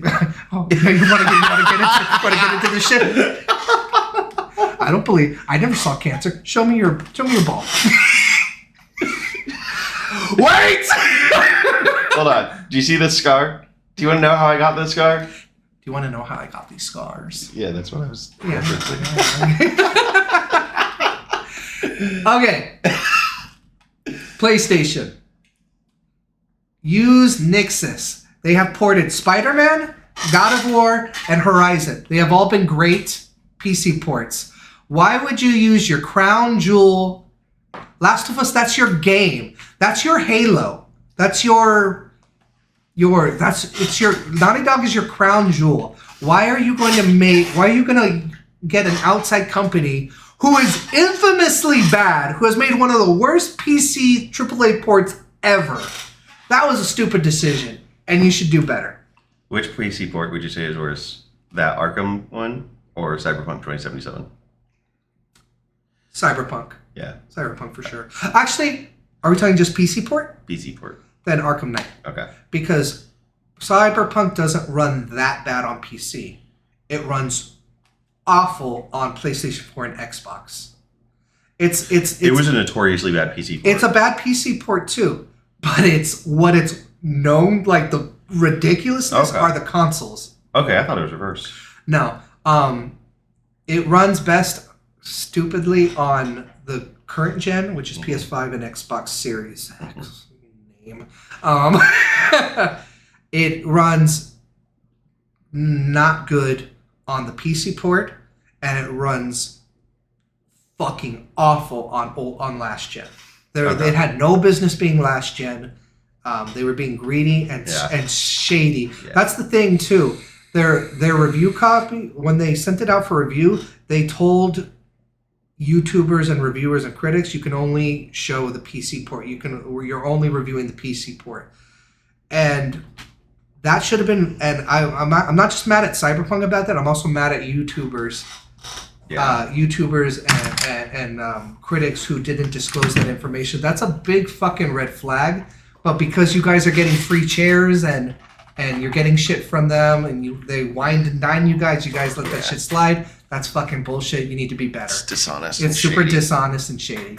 You need to do better. But so we kind of glossed over though the sections with the texture issues. Yeah. Yeah, that was bad. That is bad. That is legit bad. I thought at this point that because they were really bad when they came out, there's an image where Joel looks like he has blackface as far as texture, and I'm like, that's fucking bad. So I hoped that those would be fixed, and for a lot of it is fixed because apparently it was like Arkham Knight levels where it was a lot of it was unplayable. It looks a lot better what I'm seeing you. The issue just seems to be mostly with water and far distance rendering, right? Yeah. Yeah, that's what. Because I was pointing out the green on the rock. Yeah, exactly. That there's a couple like shining issues with lighting and stuff like that, and textures, and then with the water. So hoping hoping it's getting better. The second raft, I didn't notice. Yeah. I didn't notice bushy. I didn't notice bushy. It might Joel. just be when it's wet Joel and dark. I think so. Because it's probably lighting related. Okay, yeah, I think you're right too. So I'm hoping that it'll be a little bit smoother from here on out. But it's a concern, and I understand that it knocks a point or two off for that for sure. Yeah. Yeah. Yeah, because I think I mentioned I'm rating the PC port You're as rating well the as PC. the game itself. That's fine. I care about the game. Yeah. I care about the game part. I'm right there with you on saying that that's unacceptable. Mm-hmm. Yeah. Not gonna have an issue with part 2 though. Anyways, I can just wait until part 2 gets. please don't do this to me. It's my favorite game ever, ever. So you're gonna watch Red versus Blue then? You're a piece of work. You know that, Mister. I give and I take a little more, But I'm not and a I mister. take a little more, and I'm a Mister. Gentle them. Gentle them. Yeah, Thembo. let's just go them what? Thembo. Thembo. I like that. That's cute. Thady. A thady. There you go. Fuckface. Yeah, that's what you that more than anything. I was over at his house and he called me like a gentleman or sir or something. And I corrected him and he was like, what is the actual correct term actually? Yeah. And then his mom walks in as I say, fuckface. And she turned and she said, "You call him fuckface?" I'm like, "Yeah." But Oh, man. okay, anyways, yeah, the school, really good tension. That one clicker got me. Oh yeah. Yeah. Yeah. And then I was smart. I didn't rush forward. And because I saw them through the chain link fence and Yeah. they weren't able to see me through the fence because Yes. Yes. as far as their AI sees, it's just a wall. Yeah. And I was smart and I was proud of myself for that. Yeah. You did good. For the patience. That fucking bloater, man. You fucked So, too okay. good, man. I love though. It's just so amusing to me the death animation with Joel's eye popping out from the bloater. Yeah. That is good. It's graphic. I'm glad that it stuck with you. Yeah. Because it's famous. Yeah. It's probably the most famous death in Yeah. Last of Us. There's a lot of death that they Yeah. filmed or that they animated for Last of Us, but that one is definitely probably the most popular. It's because Yeah. it's fucking nuts. Yeah. And just that you seeing the eyeball. It's Yeah, it's a lot. It's funny. It's crazy. It's crazy. It's like Jesus fuck. The thing it literally just rips your jaw up essentially, Yeah. and like your eye bulges out. It's insane. Speaking of, you were talking earlier in part 2. There's like a flyer that has all the different kinds. Mhm. They said that a clicker is someone who's been infected for a long time. Yes. How long? There's no specific time. It's just a certain amount of time Yeah. past that they've been exposed to the Fungus. not even just the fungus. The what's in the air. What do they call it? What's Spores. Spores. Thank you. I can remember the name. Why? Yeah. Why would it be the spores though? Because it grows out from them. What do you mean? Just Why does the how long spores they've infect had the them? infection is the thing. Well, no, How long- yeah. how long I'm it's been saying. inside I'm them. just saying how the amount of time that they've either been affected by. Oh, since. Okay. Since Okay. spores or an an Okay. infected getting them. That's what I meant. Yeah. Gotcha. Okay. Yeah, that makes sense. Yeah. So then you leave the school. You find Bill's partner. Yeah. Yeah. That note. Fuck yeah. Yeah. And What a Bill's reaction what a too. fuck you. Yeah. Yeah. It hurt. You could like that was such a. You felt his heartbreak Yeah. seeing him die. Yeah. And you felt his hurtness even more Yeah. seeing the letter. Part 1 adds that, the giving him the letter. You never give him the letter in the previous versions. I'm guessing they filmed that and maybe they took it out and they Yeah. wanted to put it back. I did it for the trophy. Because if you get a trophy from picking up the note after he throws it. When I play part 1, I'll never give him the note again. Really. I would This is personally- funny. This is a reversal. Yeah, I would personally Because never. do that. cinematically, that is the right thing to do, I think. I think so, but sometimes sometimes saving somebody from that heartbreak can be the right thing too. Saving people from themselves can sometimes be the right thing. And the truth is always, the truth is always better than not. But I'm a big believer in empathy, and just sometimes it's just like, you know what, I'm going to spare you this pain. That's fair enough. Yeah. So, but that's cool. I like that we have different opinions on that. Yeah. And then it didn't let me not pick up the note either. No, it did. You walked away from it, and then you walked back, and then you saw it on the floor, and then you picked it up. I couldn't start pushing the truck until I picked it up. Are you sure? Yes, because you remember the E was canceled out? The action button? You pushed the truck out from the other side, though. I couldn't get behind the truck and start pushing until I picked up the note. Are you sure? Yeah. Okay, cool. Yeah. You could push the truck if you didn't give him the note. Yes. Okay, so maybe that's what I'm mistaking. Yeah, no. If I gave him the note, I have to pick it up. Yeah. That's what I'm saying. Gotcha. Okay. Yeah, and so you were asking earlier, that was a fun sequence. Yes. I'm still not exactly clear. If there were infected around me, could I have just been like, fuck you, infected, I'm just going to push this truck? No, they'll kill you. Okay. Yeah, immediately. Okay. Yeah. Especially since you're on hard mode. Yeah. It's like 3 hits for you and you're dead. Yeah. Yeah. Not anymore. I upgraded my health. Yay! That's right, yes. But yeah, that was just a fun sequence. Yeah. That one clicker, I think, fucked me up once. Mm-hmm. Because I think I was I think only you died using the twice pistol in the game. at in that that point. section. Yeah. Yeah. In that section, yeah. Yeah, because I think I was low on shotgun ammo. Yeah. You were trying to reload, I think, in that moment, and something got you. Yeah. Yeah. One thing about the bloater too, to take it back just a little bit. We love them bloaters. No, like it's been a thing in this game, but it was most, I think, apparent in that fight. I'm not used to this control scheme. Yeah. And maybe this is where analog sticks would be more beneficial, because I only have 8 different directions I can go in at once, facing away. Sure. Forward, backward, left, right, and then combine those. Yeah. Without contradicting. But an analog stick, you can kind of angle a little bit. Yes. Because I remember I was trying to back up. There's a little wave. Yeah. I was trying to just back up, and I just had the S key pressed, and I'm going back, and so I'm just ever so barely touching like a guardrail or something. Yeah. So that's... You did get fucked on one. Yeah. Not so much fucked because it was your fault, but it was because you couldn't back out. You got stuck on the... You couldn't go around it. Which if you were on a controller, I think you would have had an easier time navigating around it. Yeah. So it is... I mean, it's an original console game, so like core design elements, I'm okay with them not adapting. Yeah. It's just how it's going to be. Yeah. But yeah, that's just kind of something I've been fighting just a little bit. Yeah. Not enough to take me out of the game. Cool. At all. Yeah. But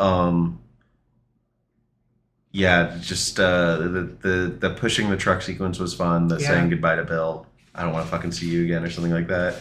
Get the fuck out of my town. Yeah. Yeah. You two ain't gonna make it. Are we square? We're square. Get the fuck out of my town, Joel. I don't know you anymore. I love Bill's just whole attitude throughout this whole. Yeah. You're pushing the car. Boy, you fucked my day up, Joel. That was hilarious. I was like, yeah, we did. Yeah, and yeah. So then we get to Pittsburgh and that cutscene and shooting the guy from right behind him with the shotgun, just fucking blowing his head off. Hey, that's totally fine. You said that was in character for Joel too. That is 100%, totally in character for Joel. Just a fuck you, like a fuck you kind of thing. Yeah. I don't get to do it as often, but I love grabbing people, having the gun here, and blowing their head off. I don't do it a lot because it's a waste of ammo. And it's loud. And it's loud. But every once in a while, I'll grab somebody, I'll get caught, and I'm like, bang! Me too. Or I will shoot them because they won't shoot me right away because I can cover. Yeah. Because I'm being covered. So I'll shoot them, then I'll shoot you, then I'll run. Wait, you can shoot other people while you're Yes. holding someone? Yeah. Okay. Yeah, you hold someone, you have a little bit of time. But if you waste too much time, they will get free I and figured fuck as you much. up. Good game design. How it's kind of, I've been able to intuit the moving someone away while holding them to kill them in a more opportune place. Yes, 100%. I think that this is where I figured that out. And I love that. I mean, I just touched on it. You have enough time to get around a corner, but if you're thinking you're going across the hall with that person, Nope. they're gonna get free, and then they will hit you. Yeah. You'll fall down. Probably a and they struggle. will alert everybody. Yeah. Yeah, so I've been very, like, trying to just as quickly kill them as I can. Cool. Yeah. But, yeah, Joel, the battery. Joel, take the Okay. fucking battery. Okay. So my thought process on that, because I saw that and I went, whatever. Yes, that battery. Where are they gonna? Okay, you have a battery. You can put it in a car. How are you gonna drive the car without the keys? Most of these cars are going to have their keys in them. Maybe. We don't know that for sure. Wearing a car. I don't know. I mean, we haven't seen Joel do that. Joel's We're just- mechanically inclined, though, I feel. He's a construction worker. That doesn't Yeah. mean you know. That doesn't mean you associate that. But They he's can a automate- survivor, too. I would very much expect him to be able to figure out how to hotwire a car. But we've already established in the game that cars are a very rare commodity. So if at this point cars are so rare, Yeah. drivable cars are so rare, why would he know? But nonetheless, I think How the to battery would still have value to him. Maybe Just throw it in your backpack. could be. Yeah, it's a heavy thing to keep in Yeah. your backpack though. It slows you is. down really quick. It does. Yeah, I think about how heavy those fucking car batteries are. Yeah. All that lead. Yeah, exactly. It's Yeah. just heavy fucking thing. I don't, maybe. See, and this is fun. This is like, we're not arguing. We're just theorizing. Yeah. Like, for me, like, it makes sense, totally.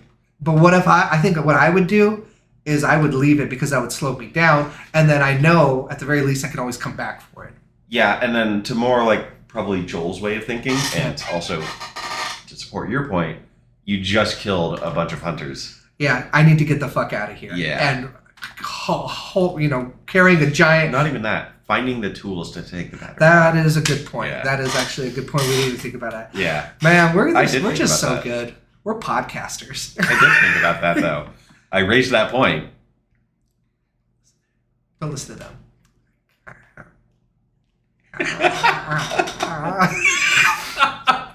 Okay.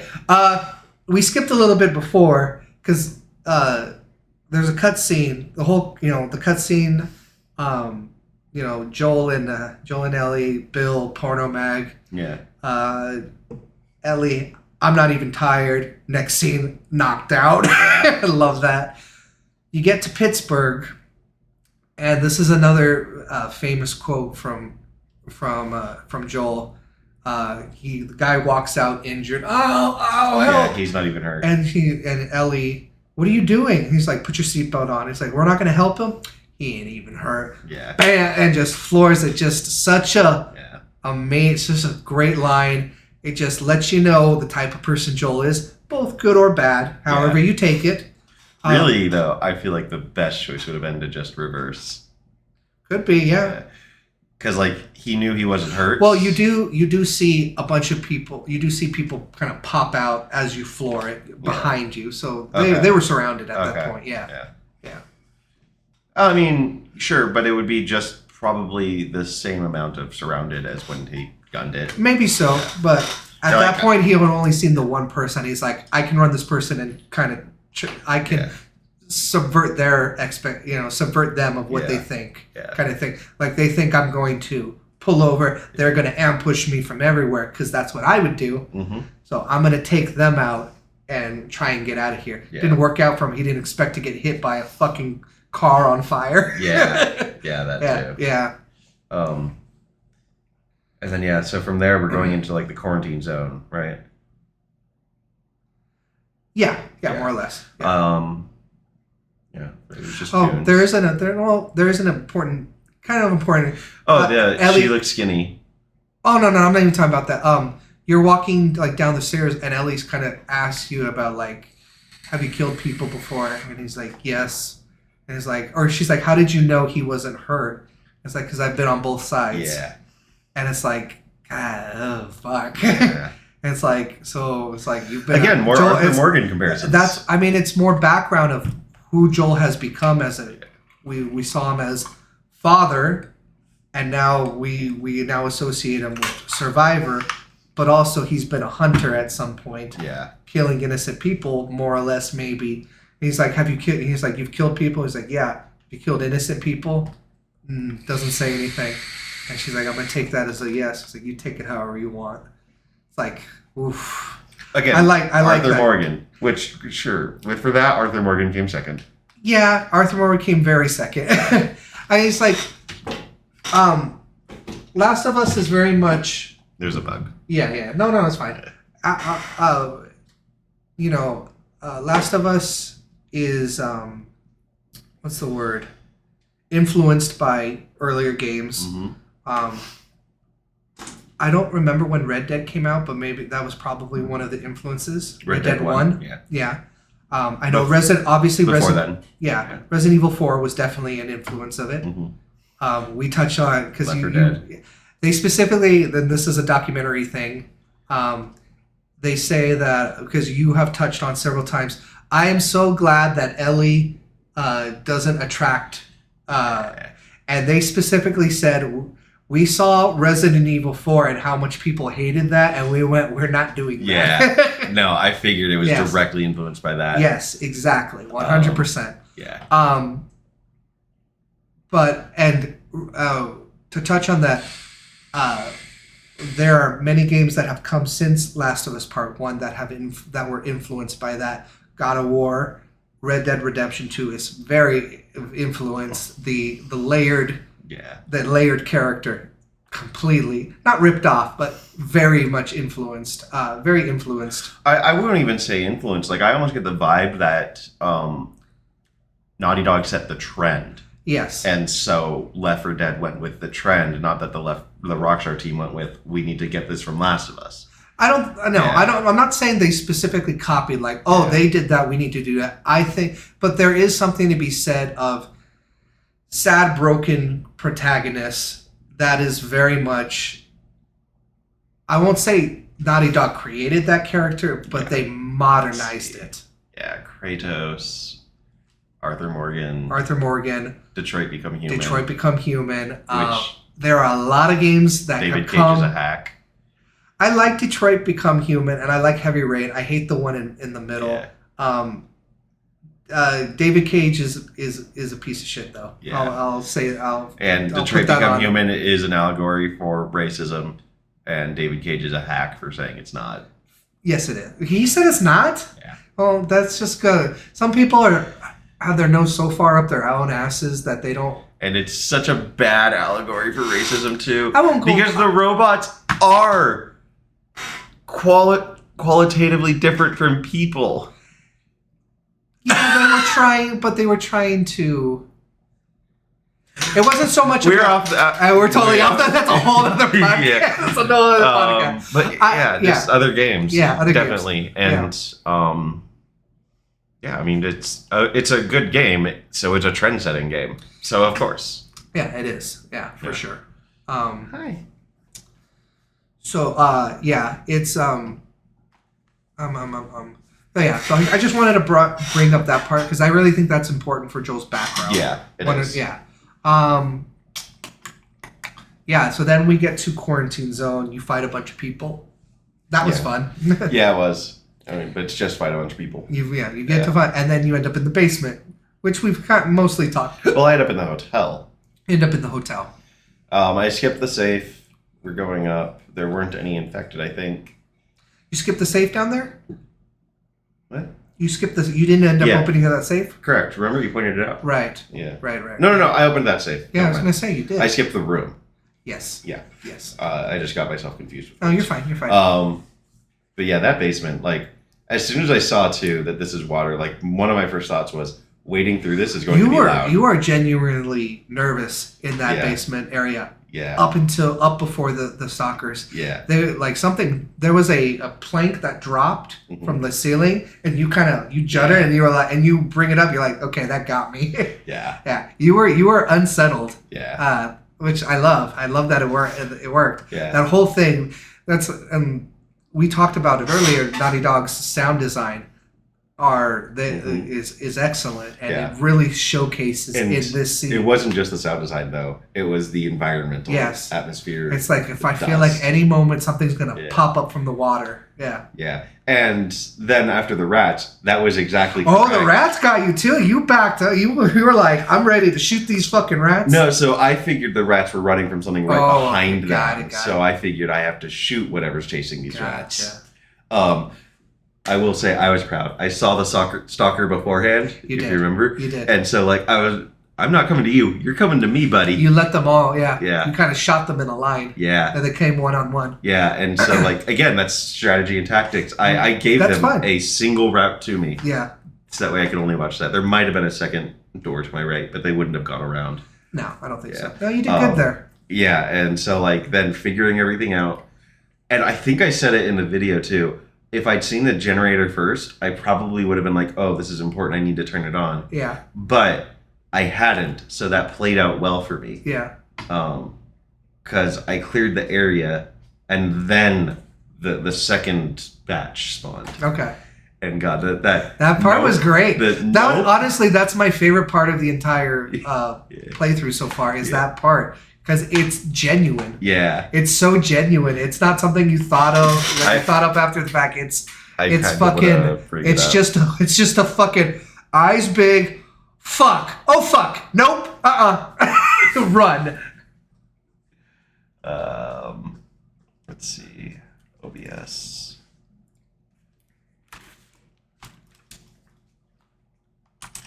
Can you do a test just to make sure?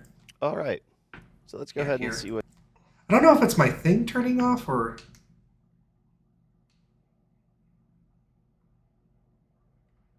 Yeah, it did turn on.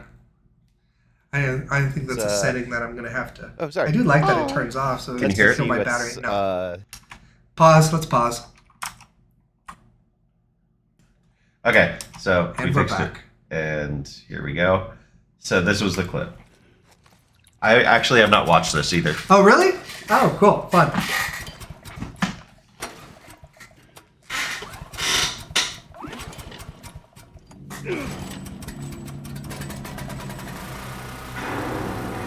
Damn it. So as soon as I knew the generator was loud, it And was you're like, all right, yeah. It was don't be where the loud noises are. Exactly, Let them you're go finding and some place to investigate that. kind of corner yourself so you can shoot. Yeah. We are recording, right? We should be. Let's see. Yes. Yeah, 2 hours 47 minutes already.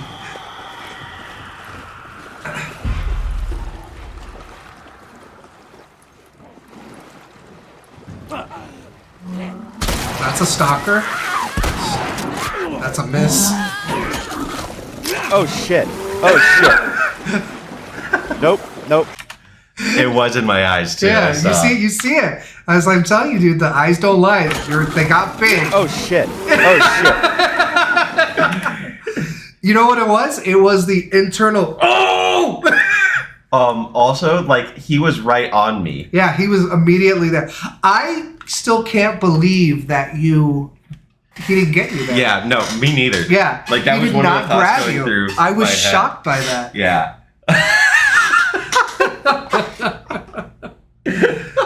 That was a great. Definitely my favorite part. Yeah. God.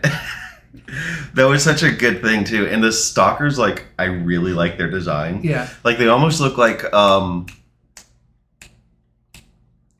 Dead Men Tell No Tales. Yeah, for sure. The crewmates. Yeah, for sure. Yeah. Which again, the fungus looks like barnacles. So then you get out of there. Oh, I want to touch on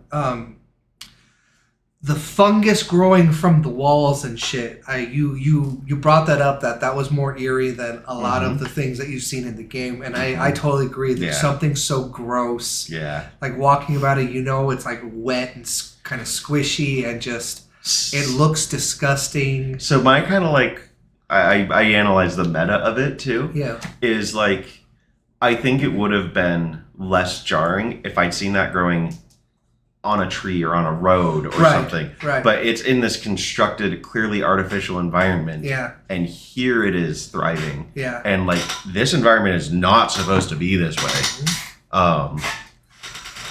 Again, that's another that's disgusting. I love it. Yeah. It's just like, oh, this is thriving despite the world right now. Yeah. That is having no And trouble whatsoever. I think also too, talking about this, my gameplay, I was just kind of exploring around and then I saw that and then I realized what it was and it was like, nope, this is not the place for me. As I said, I'm going anywhere else but here. This is where people go to die. Yeah. Yeah. One thing too, through like all of this, I think we're kind of getting to it. Now that I figured out the game, I've gotten good at the stealth. Yeah. Like I named one of my videos "SEAL Team 6." Yeah. In the library, nobody saw me. I think You did really well. except for the time I died. Except, I mean, you did die. Yeah. Yeah. You got a little cocky there. You got a little cocky there at the end. I did. Yeah. But like, God, I forget when it was specifically, but it was when it was literally, I think after the point in time where we're at, but it was literally two guys like us apart. Yeah. And I just experimented. Can I kill the bat guy? Yeah. And I could. Yeah. But yeah, it's a lot of fun. I'm enjoying it. I'm glad you're enjoying it. So then you get out of there, and then you get jumped by a guy. Yeah. Joel almost dies. Yeah. And then They Ellie fight. and they fight. Ellie comes to the rescue, shoots the guy. That's her first person she kills in the game. I thought Big that moment. Ellie killing someone would have been more like thematic and dramatic climax end of the game moment. And you brought it up that you were glad that it Yep. wasn't that way, and I completely agree with you because I've said this over and over again. This story is simplistic and subtle, but is amazing. It's amazing. It's Simple special. doesn't mean bad. So, yeah, exactly. Simple does not mean bad at all. And this is one of the elements of it. Just you think that it's going to be this big gargantuan moment that Ellie something's going to happen and Ellie has to finally shoot somebody like this, and no, it's just a subtle one-on-one fight where this guy got the upper hand of Joel. Yep. And just Ellie. Luckily, Ellie was there. And luckily, Ellie saw and was there, and she's like, she didn't hesitate. She did what she had to do. Yeah. And you can tell it weighed on her immediately. Yeah. Like she's just like. Ellie did what she normally does initially was she made a joke about it. Mm-hmm. Because that's how she deals with her trauma and stuff. Mm-hmm. It's just, oh, I shot the hell out of that guy, huh? Yeah, and then like Ellie's having this moment, and Joel immediately chastises her and isn't the comfort. That's right. Yeah. And it hurts her in that moment. That right now in that moment she needed a friend. She needed somebody to like, hey, it's okay. But I like that she doesn't back down, and she's like, no, you know what? You're full of shit, dude. I just saved your ass. Yeah. And you're boxing me out again. Like you would not be here if it wasn't for me. And she was right in that aspect. Yeah. And it took him, 20, internally, 30 minutes. huh? Like 20, 30 minutes. Yeah, it took him internally kind of probably to process it and to Yeah. realize it's like, I'm being too hard on her and she's right. I think that Joel's like reawakening as a person. Yes. Really. Yeah. And like with what you're getting at with Joel's history, that's what Naughty Dog is getting at. Sure. Maybe. Yeah, definitely. And then you kill all the guys. We've talked about that stuff. The shooting gallery. The shooting gallery. It was a lot of fun. You had fun, and it was a good moment between. You brought up specifically that was a huge story moment that he not only is he letting her help. Even before then, when he gave her a gun, a pistol. Yeah, he gave her the pistol. Well, that came after. Oh, it did? Okay. Yeah, it came after. He gave her the gun. He's like, I need you to have my back. That is such an important moment because it's not only is he trusting her, he's opening up to her, Mhm. and she's realizing that too, you know, and then obviously you kill all the guys. He gives him the gun. Mhm. That's just as huge a moment, if not more so, because it's Yeah. like I'm trusting you this now to have this at all times. He's like, don't shoot my head off. Don't shoot the back of my head. Then you get to the tank car thing. Yeah, fuck that thing. Fuck that thing indeed.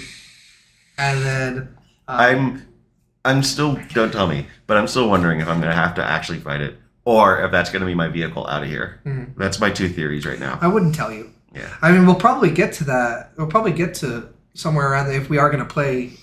Speaking of, a person texted me about visiting Sure. about 30 minutes from Yeah. podcast will be done, you think? I think so. We're Good. wrapping up. I'm Yeah. going to go through notes and make sure that we hit everything that I wanted to hit. I've already checked my notes. But we're pretty much, you go through that fucking thing's a motherfucker. But I love it so much, and this is why I love this game so much, and I gush Yeah. about it so much. Naughty Dog takes something simple. It's like, okay, you're used to. You Stealth. feel like you're in the groove Yeah. now. You finally got it. Okay, now you have to be even more careful with this fucking thing. That if Yeah. you're not, And it automatically Careful. sees you. it automatically it'll know. Yeah, it'll Yeah. know automatically. So you got to be a lot more stealthier with your shit. 'Cause- Got to be more careful and inventive with how you go about it now. Because I think the run that I survived on, I fucked myself by just being like, all right, if I go up front here, will it see me It at did. the gate? And it sure fucking did. And then I survived that one. You did survive that one. Even though, like, I hated it because I got 4 shotgun shells the first time it Yeah. killed me. It's okay. Yeah. That's part of the fun.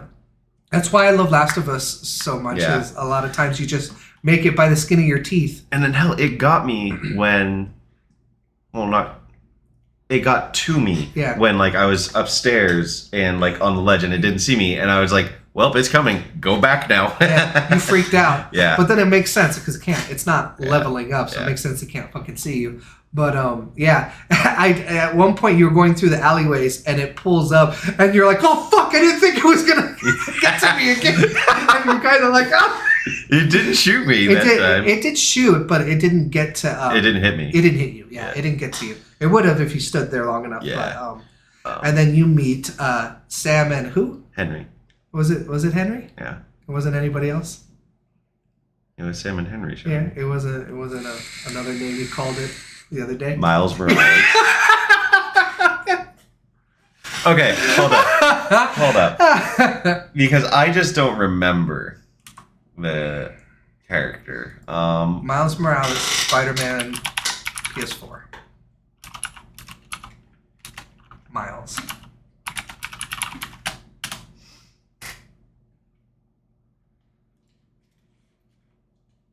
Okay, yeah, no. Yeah, not even close.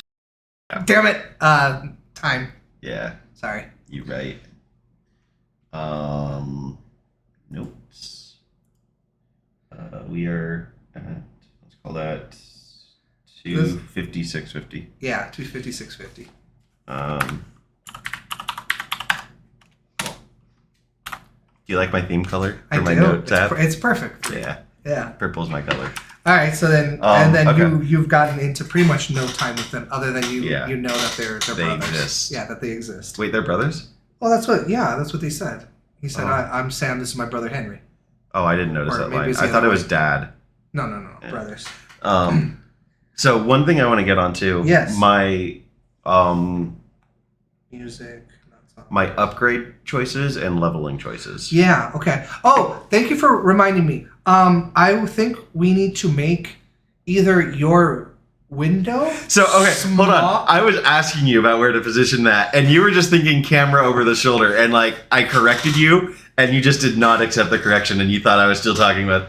Because you didn't upgrade anything in that first, so I didn't really Yeah. process it. But yeah, it totally obstructs when you're upgrading or crafting or anything. Yeah. So can we either shrink the corner or can we move you over to the left? I know you have your winding number over there, so that might be No, a I problem. can move Okay, that. so then that's I done think in editing. I think over the left side would be the best. Okay. Yeah. I don't think there's anything over there. Easy. Yeah. Okay. But overall, my choices with upgrading and so far, leveling yeah. up. So far, fine. Okay. Yeah. I usually always go for capacity first. See, I have not run into really. That's I feel, fine. ammo That's totally constraints. fine. Yeah, it's just that's different play styles. But Yeah. I'll typically go for capacity first, and then for shotgun I'll go for either power or I'll go for like recoil swing. I'm kind of wanting range on it. Yeah, 'Cause range I've is a good one noticed, yeah, like I'm shooting it. I think just past its effective range. Yeah. Right on. Okay, so as far as my notes, I got Sarah's death, Outbreak Day, September 26th. We touched the music. We touched on they're not zombies, they're infected. We talked about the apocalypse, the characters. We talked about Wendy playing a little differently. We talked about the missed dialogue options. We talked about scavenging. We talked about the atmosphere and tension, gameplay. We talked about bugs. This is just such a snarky. In one of the videos, so we talked about. I told you that in the first video that it would take you about 3 hours to get to the Capitol building, and then later on the line you're like, it didn't take me 3 hours. You forgot how I played. Did you add up the video times? It 100% took you 3 hours. It took you 2 hours and 58 minutes. So I was like, point for me, point for the friend. So you know how I was wrong. I was thinking 20-minute videos, 6 videos, 2 hours. Don't matter. Or no. But I was no, not 20 minutes. That's like, my videos were running long, so like 40 minutes. Yeah. But no, it was like you can look in your playstyle right now. Because you have a save as Capitol building. Right before you go in, it says 2 hours, 58 minutes, and like 10 seconds. Oh, I thought you like were so petty that you calculated all the videos. Hell no, I am not that. You would be that petty. But you know what? If I was not there, you would be that petty. But I already knew beforehand too, because before that, we didn't talk about this moment when right before you go into the Capitol building, you share a moment with Ellie where you're on the roof. And he goes, "Is that everything that you'd hope for?" And she's all like, "Jury's still out, but you can't deny that view." And he kind of smirks and looks down at his watch for a second as she's walking away. I didn't notice the look down. He does, yeah. He's crossed like this. The watch and is Ellie here. even said your watch is broken, like when they first met. Yeah, earlier. So he kind of smirks at her. He walks away and he kind of just glances. It's very subtle, but it's beautiful, Naughty Dog. Beautiful storytelling right there. Yeah. It's just the little quirks of the characters. That just reminds me. I've seen like a reacts video, and it wasn't Last of Us, but a filmmaker reacts to Red Dead. Yeah. 2, and just like these games are produced like movies. Their camera angles and everything. I say same with Last of Us. Yeah. Same with God of War. God of War Single shot is a single shot game. It's quite impressive what they are able to accomplish with that too. Yeah, it's amazing. And even in the sequel, there's tricks that they have to do to get around that. That are it's like, okay, you guys had trouble with it, but you made it. It still works. So I put the note said I was right about the 3 hours. Windy, shut up. But in your note was my name. Yes. Okay. And I put talk more. Want to hear your thoughts, but you are talking more. So one, I wrote that one earlier. Yeah. I noticed that I wasn't talking about too. Bottles are your friend. Running is your friend. I had you at 5 restarts. This was very early on. Oh, yeah, because I counted, because I was counting I was being petty. I was counting not only your deaths, but there were moments where you just straight up restarted the game. I was like, that's cheating. That's a death. So I was at 6 deaths. You were at a lot of deaths. No. For at the Capitol building, I was at 6 deaths because you said you counted 11, but you're counting 5 restarts. This is 5 restarts in totality. I didn't hear that, so we're at 6 deaths. You're not 6 deaths. You're full of shit. Is what you're at. Windy trying to cheese the game. Gameplay loop. We talked about that. We talked about the bloaters, the clickers, the runners. Make yourself smaller or move yourself. don't know what that means. I'm gonna guess that it's like in a firefight. Give myself a lower, a smaller, shadow, whatever it is. Maybe I'm not sure on that one. So that way I'm just not hit as much. And that's it. That is a first that we went through 99% of the notes without actually me having to grab my checklist. The only one we didn't do was the I'm petty, the 3 hours one. So okay, so we always end these by talking about what you're gonna do next. Play the game. You're gonna play the game. So Wendy is going to play. That's the final thing. One thing I guess to talk about too. Okay. My impression so far. Oh yes, please. So I know that this is your favorite game, Transcendental Everything. That's not the case with me. That's fine. My overall impression, and I've just kind of been giving this thought, thinking I'm going to have to talk about this. It feels like I'm playing a very well done AAA game. Okay. Is where I'm at. These characters and the story are good. Yeah. I don't think it's going to usurp my top games of all time. I don't think it would. I never thought it would. I hope that it resonated with you emotionally. Yeah. It's not I'm not hoping you play these games and then you say this is one of my favorite games of all time. I'm hoping that you can see the masterpiece that I see without it having to be like, this is a personal favorite to me. I acknowledge that this is is amazing. I just wanted to emotionally I think a good analogy or metaphor for how I feel about this is it is in gaming as Inception was to film.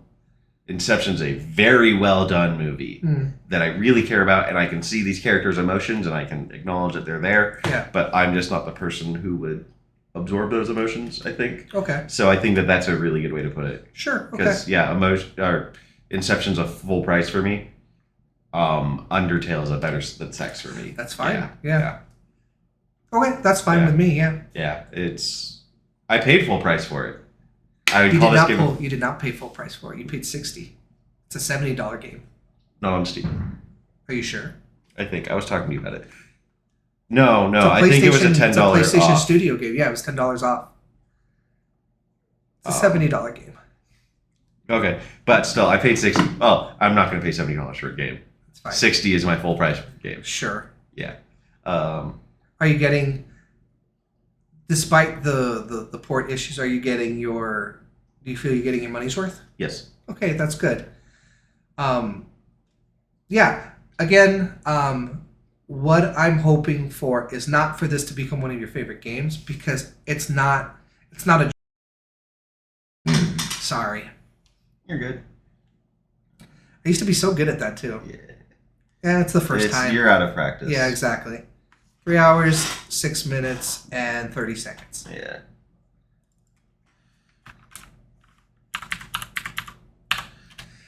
It's not a windy game. It's not really a windy game. What I'm hoping you get out of it is an emotional response. That it emotionally. Now, I'm not expecting you to cry, but I'm hoping by the end of it you're like, that moved me in a way. Yeah. And I think how part 1 affects you will determine a lot of your thoughts on part 2 as well. Okay. Because part 2 is not just a sequel; it's the second part of the story. Okay. Kind of Infinity War to Endgame. Very much so. Yeah. Exactly that way. Oh. Because they're called part 1 and part 2 for a reason. Yeah. And this was when everything was being part 1, part 2. Twilight, Harry Potter. Well, no. Last of Us wasn't called part 1 when it first came out. Oh. It was just called Last of Us. No, I'm talking when Last of Us Part 2 was released. In 2020? That's when Last of Us Part 2 was released? Yeah, it's a 7-year gap. I thought it was sooner. I wish it was sooner than that. I waited a long time for that All right, game. so 2027 for Part 3. I know. Probably might be even longer. All right, so before we get to my Naughty Dog is very much becoming the Rockstar of Sony, where they're going to release one game every generation. No, but Rockstar's doing that because they're funding their business through microtransactions and everything. Online, But anyways, before we get into my cutoff point, yes, How much longer? Can you switch the camera? It's just on this purple thing. It's kind of. That's because I'm taking notes. Oh, gotcha. How Okay, much? never mind. How much longer do I have left in summer? You are in summer. I think you can knock it out in under 2 hours. Okay. And what would be my cutoff point? So you are going to finish all of summer, and you're going to play fall as well.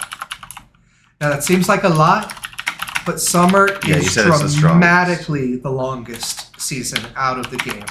Fall is much shorter, winter is even shorter, and spring is the shortest. Okay. Yeah. Okay. I'm real curious to see winter. Okay. How they survive in that much more hostile environment. Sure. Cool. Anything else? I can't wait for you to do more. Well, I'm about to see you do more. Do you want to record Final Fantasy 2, or do you just want to do? Do you just? I don't have a means to. Okay, then I we don't have a won't. capture Oh, that's card. right.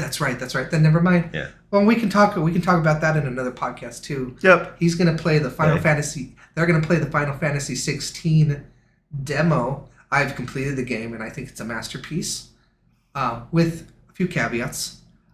You've put like 6 hours a day into it. Shut up. I can still put 6 hours a day into something and have problems with it.